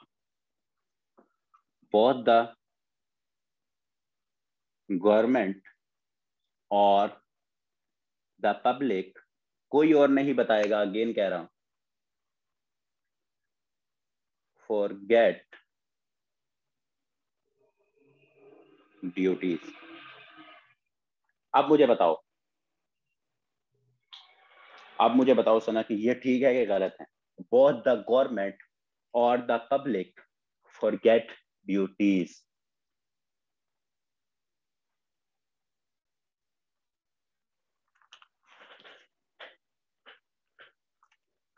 अब हमारे पास ये सेंटेंस सही है कि गलत? ये 5 सेकंड के अंदर, 10 सेकंड के अंदर मुझे आंसर आना चाहिए। सर गलत है। अच्छा जी, बाकी क्या कहते हो? बाकी मुझे बताओ सही है कि गलत है, और तब तक सना मुझे ये बताओ कि ये गलत क्यों है। अगर सही, बाकी अगर समझ रहे हैं ये सही है तो सही क्यों है?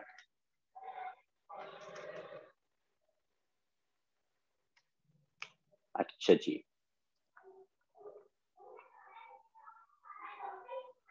अच्छा जी। गर्ल्स जोन्स हैं वो सही जा रही हैं, और बॉयज जोन्स हैं वो गर्ल्स जा रहे हैं, वो गलत जा रहे हैं सर। शाबाश माफिया, शाबाश, जबरदस्त। यही सुनना चाह रहा था कि मेरा बच्चा एग्जामिनर जोन सा है ना आपके साथ, हर दफा एक ही खेल नहीं खेलेगा बार बार। और कहां से आ गया बोथ के साथ? मैं उस के क्लॉज फ्रेज की गेम खेल रहा हूं, तो इसका ये मतलब नहीं है कि मैं आपको बोथ और एंड का पेयर नहीं तोड़ सकता आपका। पेयर भी तो तोड़ूंगा ना मैं आपका, पेयर भी तो तोड़ना है ना, ये भी तो याद रखो। हाँ, हाँ बिल्कुल, शाबाश सना, बिल्कुल। ये पेयर नहीं, ठीक, यही आप लोगों से सुनना था आपने। शाबाश, बिल्कुल, बहुत जबरदस्त। हाँ, पेयर गलत है। तो आपने पेयर का फोकस भी जहन से नहीं भागने देना, कि ये नहीं है कि आप क्लॉज फ्रेज एडजेक्टिव एडवर्ब इनके पीछे घूम रहे हो, और एट द एंड पता लगे कि आप क्लॉज सही करने के चक्कर के अंदर आप क्या है, बोथ और एंड का पेयर ही भूल जाओ। बोथ और गलत है। हाँ, पहले मैंने आपको कहा था कि आप लोगों ने पेयर चेक करना है, उसके बाद आगे मूव करना है। ठीक हो गया? चलें, ठीक है। अच्छा जी, और उसके बाद हमारे पास ये क्लियर हो गए, को रिलेटिव क्लियर हो गए।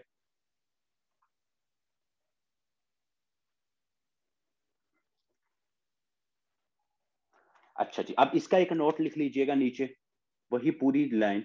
उस नोट में क्या लिखना है आपने?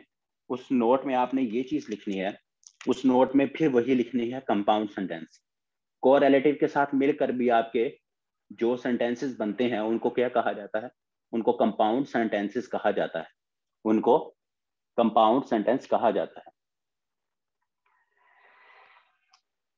हाँ, इसे मुझे मुझे समझ आ गई थी कि इतनी जल्दी, लेकिन यही मैं देखना चाह रहा था ना, तो थोड़ा सा जो हमने इस पे टाइम लगाया तो अच्छी बात है ना, इसलिए तो मैंने आपको कहा वेल डन, बहुत जबरदस्त, अच्छी बात है ना। बाकी बाकी लोगों की भाई रिवीजन हो गई, आपको भी जोन सा है पता चल गया कि इसके ऊपर दोबारा जोन सा है इस तरह से मिस्टेक नहीं करनी, और यही जोन सा है एग्जामिनर आपको घूम घुमा कर यहाँ इधर ही सारे जोन सा है ना वो कर। कंपाउंड सेंटेंस मैंने आपको बताया है कि कंपाउंड सेंटेंस आपके पास क्या है? कंपाउंड सेंटेंस आपके पास ऐसे कंजंक्शंस जो आपके पास कोऑर्डिनेटिंग कंजंक्शन होंगे या कोरिलेटिव कंजंक्शन होंगे, वो जिन भी सेंटेंस के अंदर आएंगे वो क्या है? वो आपके कंपाउंड सेंटेंस होंगे। बस एग्जामिनर आपसे पूछेगा कि which one of the following is compound sentence, तो अगर आप देखोगे कि फैन वॉइस बीच में लगा हुआ है, नॉट ओनली बट आल्सो, और sorry not only but also कह रहा हूँ, फॉर एंड नॉर, ये इस तरह के आपके जोन से हैं, येट और ये कोऑर्डिनेटेड कंजंक्शन यूज हुए हैं, तो आप कहोगे फॉरन से पहले कि ये आपके पास कंपाउंड सेंटेंस है। और दूसरी अगर आप कहीं देख लो आइदर और, नाइदर और, 5 पेयर हैं जो आपके, not only but also, whether, whether और बोथ और एंड, इनको अगर आप देख लोगे और वो आपके सेंटेंस के अंदर कहीं यूज हुए होंगे या उन कंजंक्शंस के साथ मिलकर जो सेंटेंस बनता है आपका, वो आपका क्या कहलाया जाता है? वो आपका कंपाउंड सेंटेंस जो सा है वो कहलाया जाता है। तो 2 कंजंक्शंस हमने टाइप्स पढ़ ली, और उन दोनों कंजंक्शंस के साथ आपका जो भी सेंटेंस बनता है वो आपका क्या कहलाया जाता है? वो हमेशा आपका कंपाउंड सेंटेंस कहलाया जाता है। तो आप ये 12 जो से हैं, ये 7 आपके कंजंक्शन सिंपल वर्ड्स और 5 पेयर, इन 12 को अगर याद करोगे तो आपको साथ ये भी याद होना चाहिए कि वो आपके जो कंजंक्शंस हैं वो हमेशा कंपाउंड सेंटेंस जो से हैं वो बनाते हैं। अच्छा, ये तो हो गया हमारे पास। अब हम चलते हैं लास्ट अपने उसकी तरफ, जो है हमारे पास सब ऑर्डिनेटिंग कंजंक्शन।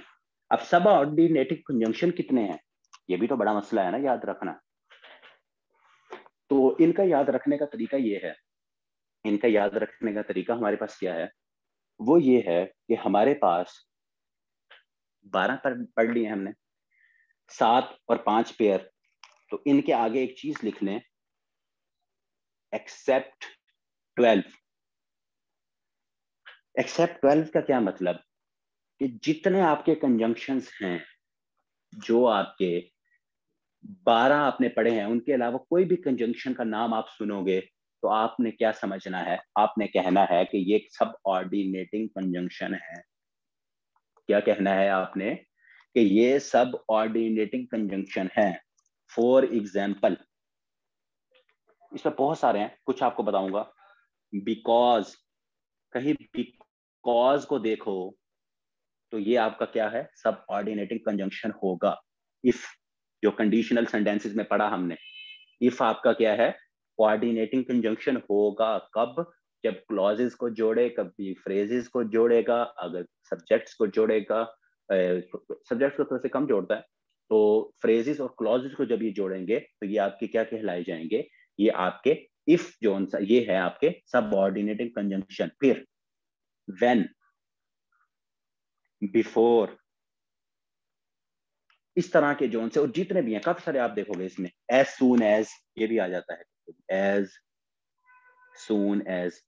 तो बस आपने याद ये रखना है कि जो आपने 12 अपने कंजंक्शंस याद किए, उनके अलावा जितने आपके पास एक्सेप्ट 12 कंजंक्शंस हैं वो आपके सब ऑर्डिनेटिंग कंजंक्शंस होंगे। वो आपके क्या होंगे? वो आपके सब ऑर्डिनेटिंग कंजंक्शन होंगे।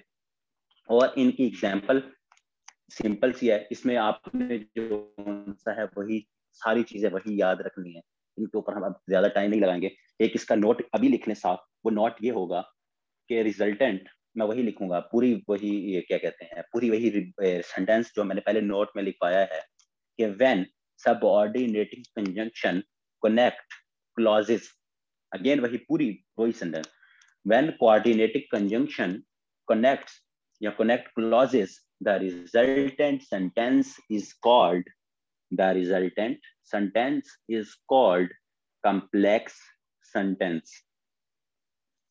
When coordinating and correlative conjunctions connect clauses, the resultant sentence is called compound sentence. जब coordinating और correlative conjunction दो clauses को जोड़ेंगे तो वो compound sentence बनाएंगे. लेकिन जब except 12 उन 12 के अलावा जो भी कंजंक्शन है जिनको हमने सबऑर्डिनेटिंग कंजंक्शन कहा है, जब वो 12 के अलावा कंजंक्शन जोन से हैं वो आप सेंटेंस के अंदर दो क्लॉजेस को जोड़ेंगे तो वो पूरा सेंटेंस या इन कंजंक्शन से मिलकर जो एक सेंटेंस बनेगा वो आपका क्या कहलाया जाएगा, वो आपका कॉम्प्लेक्स सेंटेंस कहा जाएगा. उससे मैंने क्या कहा, when subordinating conjunction connect clauses the resultant sentence is called complex sentence.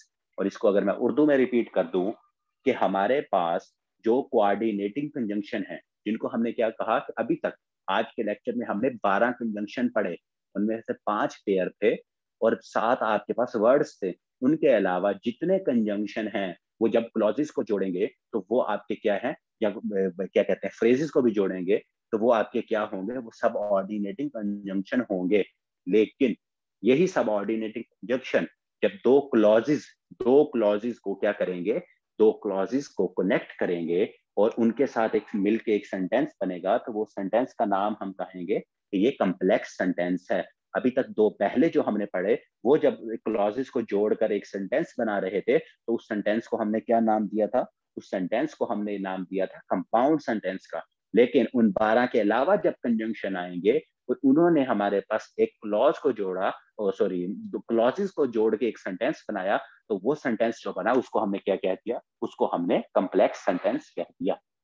क्या कह दिया, कॉम्प्लेक्स सेंटेंस कह दिया. तो ये क्लियर है आपको, ये दोनों चीज, ये कंपाउंड. क्या अब कभी भी जहन में आए कोई आपसे पूछे कि which one of the following compound sentence कौन सा है, तो आपने उसमें क्या ढूंढना है, आपने उसके अंदर फैन बॉयज ढूंढना है या पेयर ढूंढने हैं 5.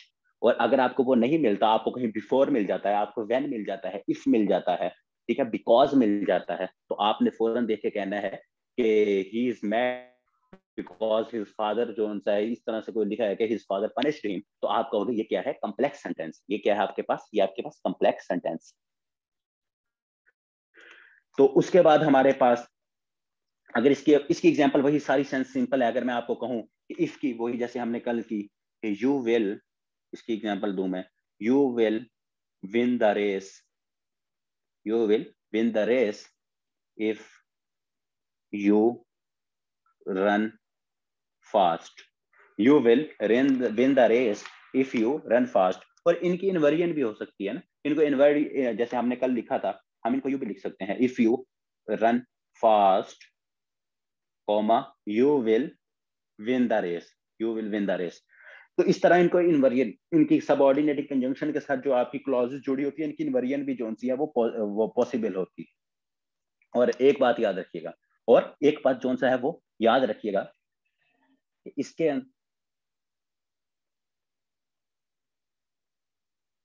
बस ये यहाँ तक ठीक है, बस इसको यहाँ तक याद रखें, ज्यादा इससे आगे ना जाए, बस ठीक है, बस ठीक है यहाँ. और बस इसकी यही एग्जांपल देख लें. और अगर मैं उसकी एग्जांपल दूं, ये जो आपका, अगर इसकी सेंस है ना, कभी आपने इसकी समझनी है, बिकॉज जो आपका फॉर होता है, जो हमने सबऑर्डिनेटिंग कॉज इफेक्ट, बिकॉज की भी वही आपकी होती है सेंस, बिकॉज की भी ना, कॉज इफेक्ट की, जैसे मैंने अभी बताया ना कि उसको क्यों मारा, क्योंकि उसने ये शरारत की, तो ये बिकॉज की भी कॉज इफेक्ट की सेंस होती है. और जैसे हमने वो एक्शन विद इन एक्शन या एक्शन बिफोर एक्शन वाले किए थे, तो उसमें एक हमने बिफोर का पढ़ा था, the villagers had left the village या left the village before the flood came, before the flood came. तो इसमें भी देखें, अब इसमें क्या है, आपने वो पेयर वगैरह वो सारा वो अपनी चीजें वो क्या कहते हैं वो याद रखनी है. द फ्लड केम क्लॉज है, the villagers had left the, ये भी आपकी क्लॉज है, तो ये कनेक्ट किससे हो रही है, बिफोर से.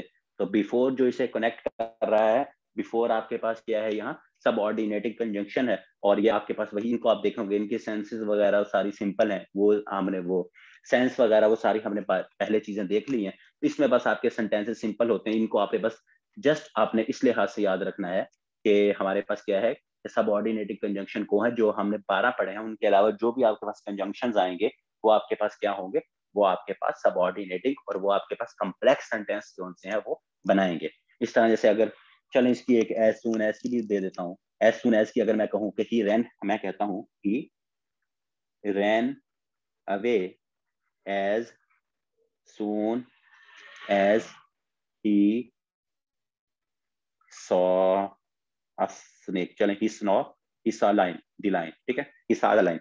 तो इसमें भी क्या है, अब इसमें देखें एज सून एज आपका क्या है, कंजंक्शन है।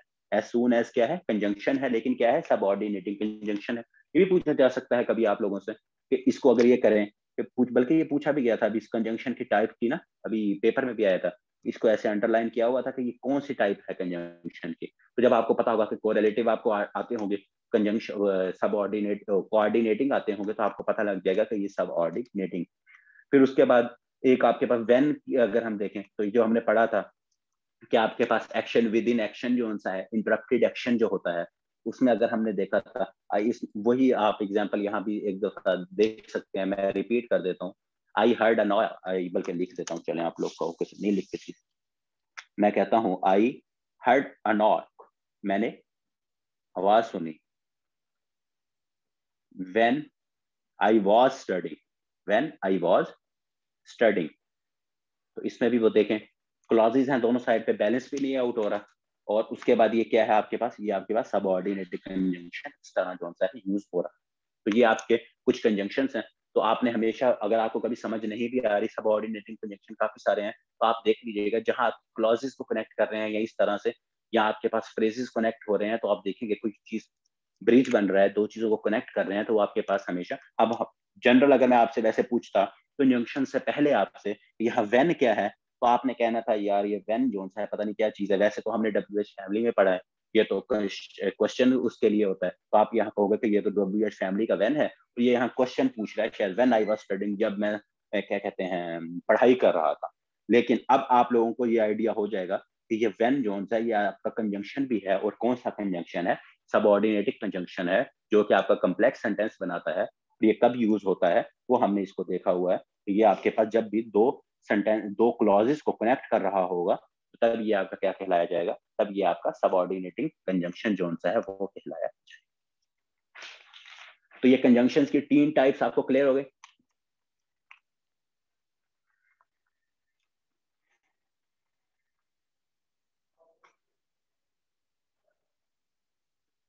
सबको क्लियर है? मुझे ओके का सिग्नल दो अगर सबको क्लियर है, क्योंकि अब हमारे पास दो छोटी सी चीजें रह गई हैं, और वो करके फिर इंशाल्लाह आप लोगों को छुट्टी मिलती। 2 दिन आप लोगों ने अयाशी किया तो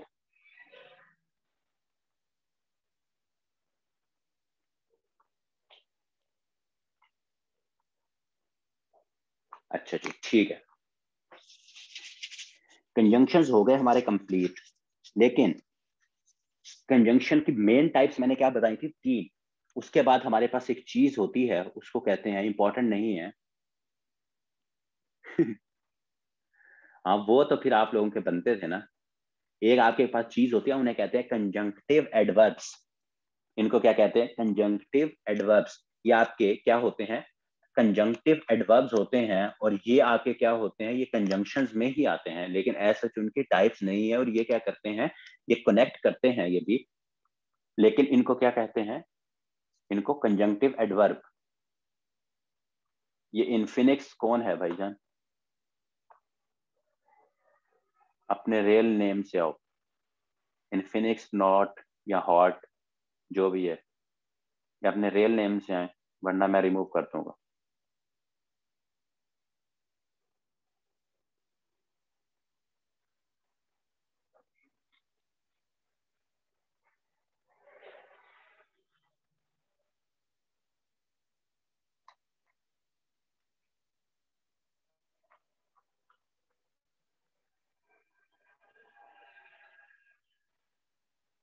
अपना नाम है तो मुझे बता दो अगर कोई रखा हुआ है, वरना मैं रिमूव कर दूंगा।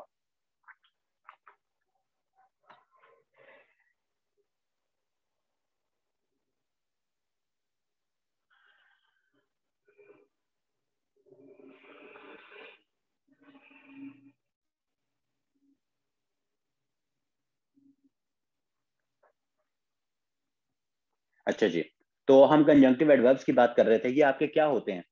कंजंक्टिव एडवर्ब्स जो हैं ये भी आपके कनेक्ट करते हैं, और ये किस तरह कौन कौन से होते हैं? आपने इनका नाम सुना होगा, मोर ओवर, उसके बाद आपका क्या है, फर्दर मोर, फर्दर मोर, उसके बाद आपके पास क्या है, उसके बाद आपका होता है हाउ एवर, या फिर कंजंक्टिव एडवर्ब। तो आपने देखा होगा ये भी कनेक्ट ही करते हैं आपके। उसके बाद आपके पास क्या है, therefore, therefore, hence, thus, thus हो गया आपका। उसके बाद आपका nevertheless, nevertheless और nonetheless। तो ये आपके कुछ वर्ड्स हैं, इनको क्या कहा जाता है, इनको कंजंक्टिव एडवर्ब्स, और ये भी कंजंक्शन का ही काम करते हैं, कनेक्ट का ही काम करते हैं, कनेक्टर्स ही होते हैं, क्लॉजेस को जोड़ते हैं। तो इनका क्या है, इनका असूल क्या है? अब ये आप कहेंगे सर हमें कैसे पता लगेगा इनको किस तरह, तो इनको मैंने सब कुछ आपको पहले चीजें बताई हुई हैं, इनके आगे दो दो वर्ड्स लिखूंगा, आपको सारी इनकी चीजें क्लियर हो जाएंगी। वो कैसे कि मोर ओवर और फर्दर मोर जो सा है, ये आपका, इसकी सेंस क्या है, इसकी सेंस सेम है जो आपकी एंड की सेंस है फर्दरेंस की, सॉरी फर्दरेंस की, या फर्दरेंस लिख लें, या अगर मैं यहाँ लिखूं एंड, जो आपकी एंड की सेंस होती है, आप एंड की जगह मोर ओवर भी लगा सकते हो। मैंने जहां आपको कहा था कि I love books and my mother appreciate me, my mother appreciates me, तो मैं वहां क्या लिख सकता हूँ, I love books moreover my mother appreciates me. तो ये सिर्फ सिंपल सी इसकी चीजें हैं कि आप उस उनकी जगह एंड की जगह मोर ओवर को भी यूज कर सकते हो, फर्दर मोर को भी यूज कर सकते हो। तो ये सिर्फ आपको बताना मकसूद था कि आप लोगों को कभी जहन में है तो आप कहें ये क्या चीज है, ये भी तो कनेक्ट कर रहे हैं, तो ये कहीं हमारे पास सबऑर्डिनेटिंग कंजंक्शन तो नहीं है, नहीं, इनको क्या कहा जाता है, इनको कंजंक्टिव एडवर्ब्स कहा जाता है।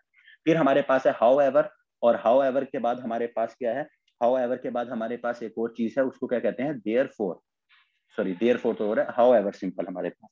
तो हाउ एवर आपका कौन सी सेंस देता है, बट की, कंट्रास्ट की, कंट्रास्ट की, क्या, he is very rich, he is very rich, but he does not help poor, so he is very rich, however he does not help the poor, कि वो बहुत अमीर है लेकिन वो गरीबों की मदद नहीं करता, तो however उसकी जगह यूज होगा, बट की जगह भी आप उसको यूज कर सकते हैं। तो इसकी क्या है, या इसको हम क्या कह सकते हैं, हाउएवर की इसकी उर्दू इंग्लिश में एक और ट्रांजिशनल इसके लिए फ्रेज यूज होता है, ऑन द अदर हैंड, ठीक है, तो ऑन द अदर हैंड, उसके बावजूद। तो ये भी आप उसी की सेंस, आपने इसकी सेंस जरा मैं आपको बताने के लिए कि हाउएवर किसकी सेंस में यूज होता है, बट की जगह। फिर नेवरदीलेस, और फिर हमारे पास क्या है जी, देयरफॉर, हेंस और दस, देयरफॉर, हेंस और दस, ये तीनों आपके पास कौन सी सेंस में यूज होते हैं, सो की सेंस में, कॉज इफेक्ट, इसकी सेंस में यूज होते हैं, कॉज इफेक्ट, कॉज इफेक्ट। तो इसकी भी आप एग्जांपल उसमें देख सकते हो, जो हमने देखा कि his father punished him, therefore, वो सॉरी क्या हमने उसकी एग्जांपल क्या दी थी, हाँ, today is his birthday, therefore I bought him a gift. तो उसमें क्या था, सो की जो सेंस थी आपके पास कॉज इफेक्ट की, कि आज उसकी बर्थडे थी, जिसमें हमारे पास क्या था, कॉज पहले आ रहा था, कि आज क्या थी, उसकी बर्थडे थी, तो उसमें आपकी सेंस में हमने कॉज इफेक्ट। तो इनका भी क्या सेंस होती है, जहां देयर फोर आए, हैंस आए, दस आए, तो कॉज इफेक्ट वाली सेंस में आपने इनको भी देखना है, और ये आपके पास कंजंक्टिव एडवर्ब्स होते हैं। फिर नेवरदीलेस, और क्या है हमारे पास, नेवरदीलेस, और हमारे पास दूसरा नॉनदीलेस, ये आपके पास इनकी सेंस होती है हमारे पास येट की, येट, इसकी होती है येट की, येट की इसकी बात थी हमारे पास, यहाँ क्या हाउ एवर की थी बट, और नेवरदीलेस और नॉनदीलेस की येट की, इन स्पाइट ऑफ दैट, उसके बावजूद, ठीक है, उसके बावजूद को उर्दू इंग्लिश में क्या कहते हैं, यहाँ लिख देता हूं कहीं, इन स्पाइट ऑफ दैट, उसके बावजूद, इन स्पाइट ऑफ दैट। और बट का तो आपको पता है लेकिन, जैसे इंग्लिश में अगर मैं कहूँ तो ऑन द अदर हैंड, क्या बात करूं इसमें, ऑन द अदर हैंड जो सा है वो इसमें यूज होगा। तो ये आपके पास जोन से हैं कुछ क्या थे, ये आपके पास कुछ जो से हैं हमारे पास एडवर्ब्स थे हमारे पास, जिनको क्या कहा जाए, कंजंक्टिव। इनको क्या कहा जाता है, कंजंक्टिव एडवर्ब। और ये हमें पंक्चुएशन में भी इनका बड़ा जो है वो काम आएगा। इनका इनके हवाले से जो कंजंक्शन थी, इनको पंक्चुएशन भी इनके हवाले से पूछी जाती है, तो हम तब भी आपको इनका फर्क पता लग जाएगा और अभी भी आपको इसका पता लग जाएगा। अब देखो, मैं कहता हूं कि my elder brother likes me, sorry likes me नहीं, मीट। वो क्या करता है, गोश्त को पसंद करता है, comma but I like veggie tables. अब मुझे बताओ, मैं चाहता हूं कि बट मुझे पसंद नहीं है, बट जो उनसे है ना, बट बट लोग नहीं, बट एज अ कंजंक्शन मुझे पसंद नहीं है। तो बट मुझे पसंद नहीं है, मुझे ये बताओ, मैं इसको रिप्लेस करना चाह रहा हूँ, मुझे कोई ऑप्शंस दो, आप लोग मुझे ऑप्शंस दो कि मैं बट को किसके साथ रिप्लेस करूं। ठीक है, मैं इसको किससे रिप्लेस कर दिया, आप लोगों के कहने पे हाउ एवर के साथ, हाउ एवर के साथ। तो हाउ एवर को जिसके साथ रिप्लेस किया, तो ये आपका क्या है, कंजंक्टिव एडवर्ब कहलाया जाएगा। इसको कंजंक्टिव एडवर्ब का है, और ये भी कनेक्टर एज अ कंजंक्शन है, और ये भी आपका कनेक्ट करने का ही काम करता है। तो यहाँ एक जनरल सी एक चीज याद रखिएगा, बल्कि रहने दे, ये पंक्चुएशन नहीं देखेंगे, बस आप बस इनको ये याद रखें ऐसा कि ये आपके पास क्या है, ये हाउ एवर जो सा है, ये आपका उसकी सेंस में यूज हुआ है और आप रिप्लेस कर सकते हैं। पंक्चुएशन आप फिर कंफ्यूज हो जाएंगे, तो हम इसको पंक्चुएशन में देखेंगे। तो अभी आपको बस कंसेप्ट के तौर पे पता होना चाहिए कि कोऑर्डिनेट आपके पास कंजंक्टिव एडवर्ब जो से हैं, कोऑर्डिनेट कंजंक्टिव एडवर्ब भी कोई चीज जो सी आपके पास होती है। अच्छा जी, उसके बाद हमारे पास अगर हम देखें, उसके बाद हमारे पास क्या हो सकता है,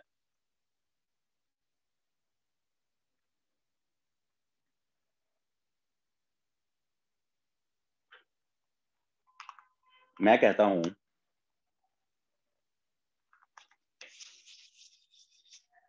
मैं एक और सेंटेंस लिख देता हूं कि ही फेवर्स मेल डोमिनेंस, वो मेल डोमिनेंस प्रेफर करता है, but she is a feminist.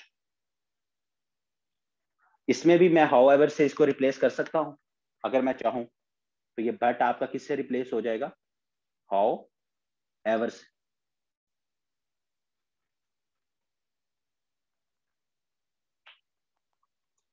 और अगर मैं चाहूं, मैं क्या कहता हूं, अगर लेट्स सपोज मैं कहता हूं, मैं बट की जगह येट भी लगा सकता हूं, अगर मैं क्या कहते हैं राइटर हूं, तो मैं इसको येट कॉमा और येट भी लगा सकता हूं इधर।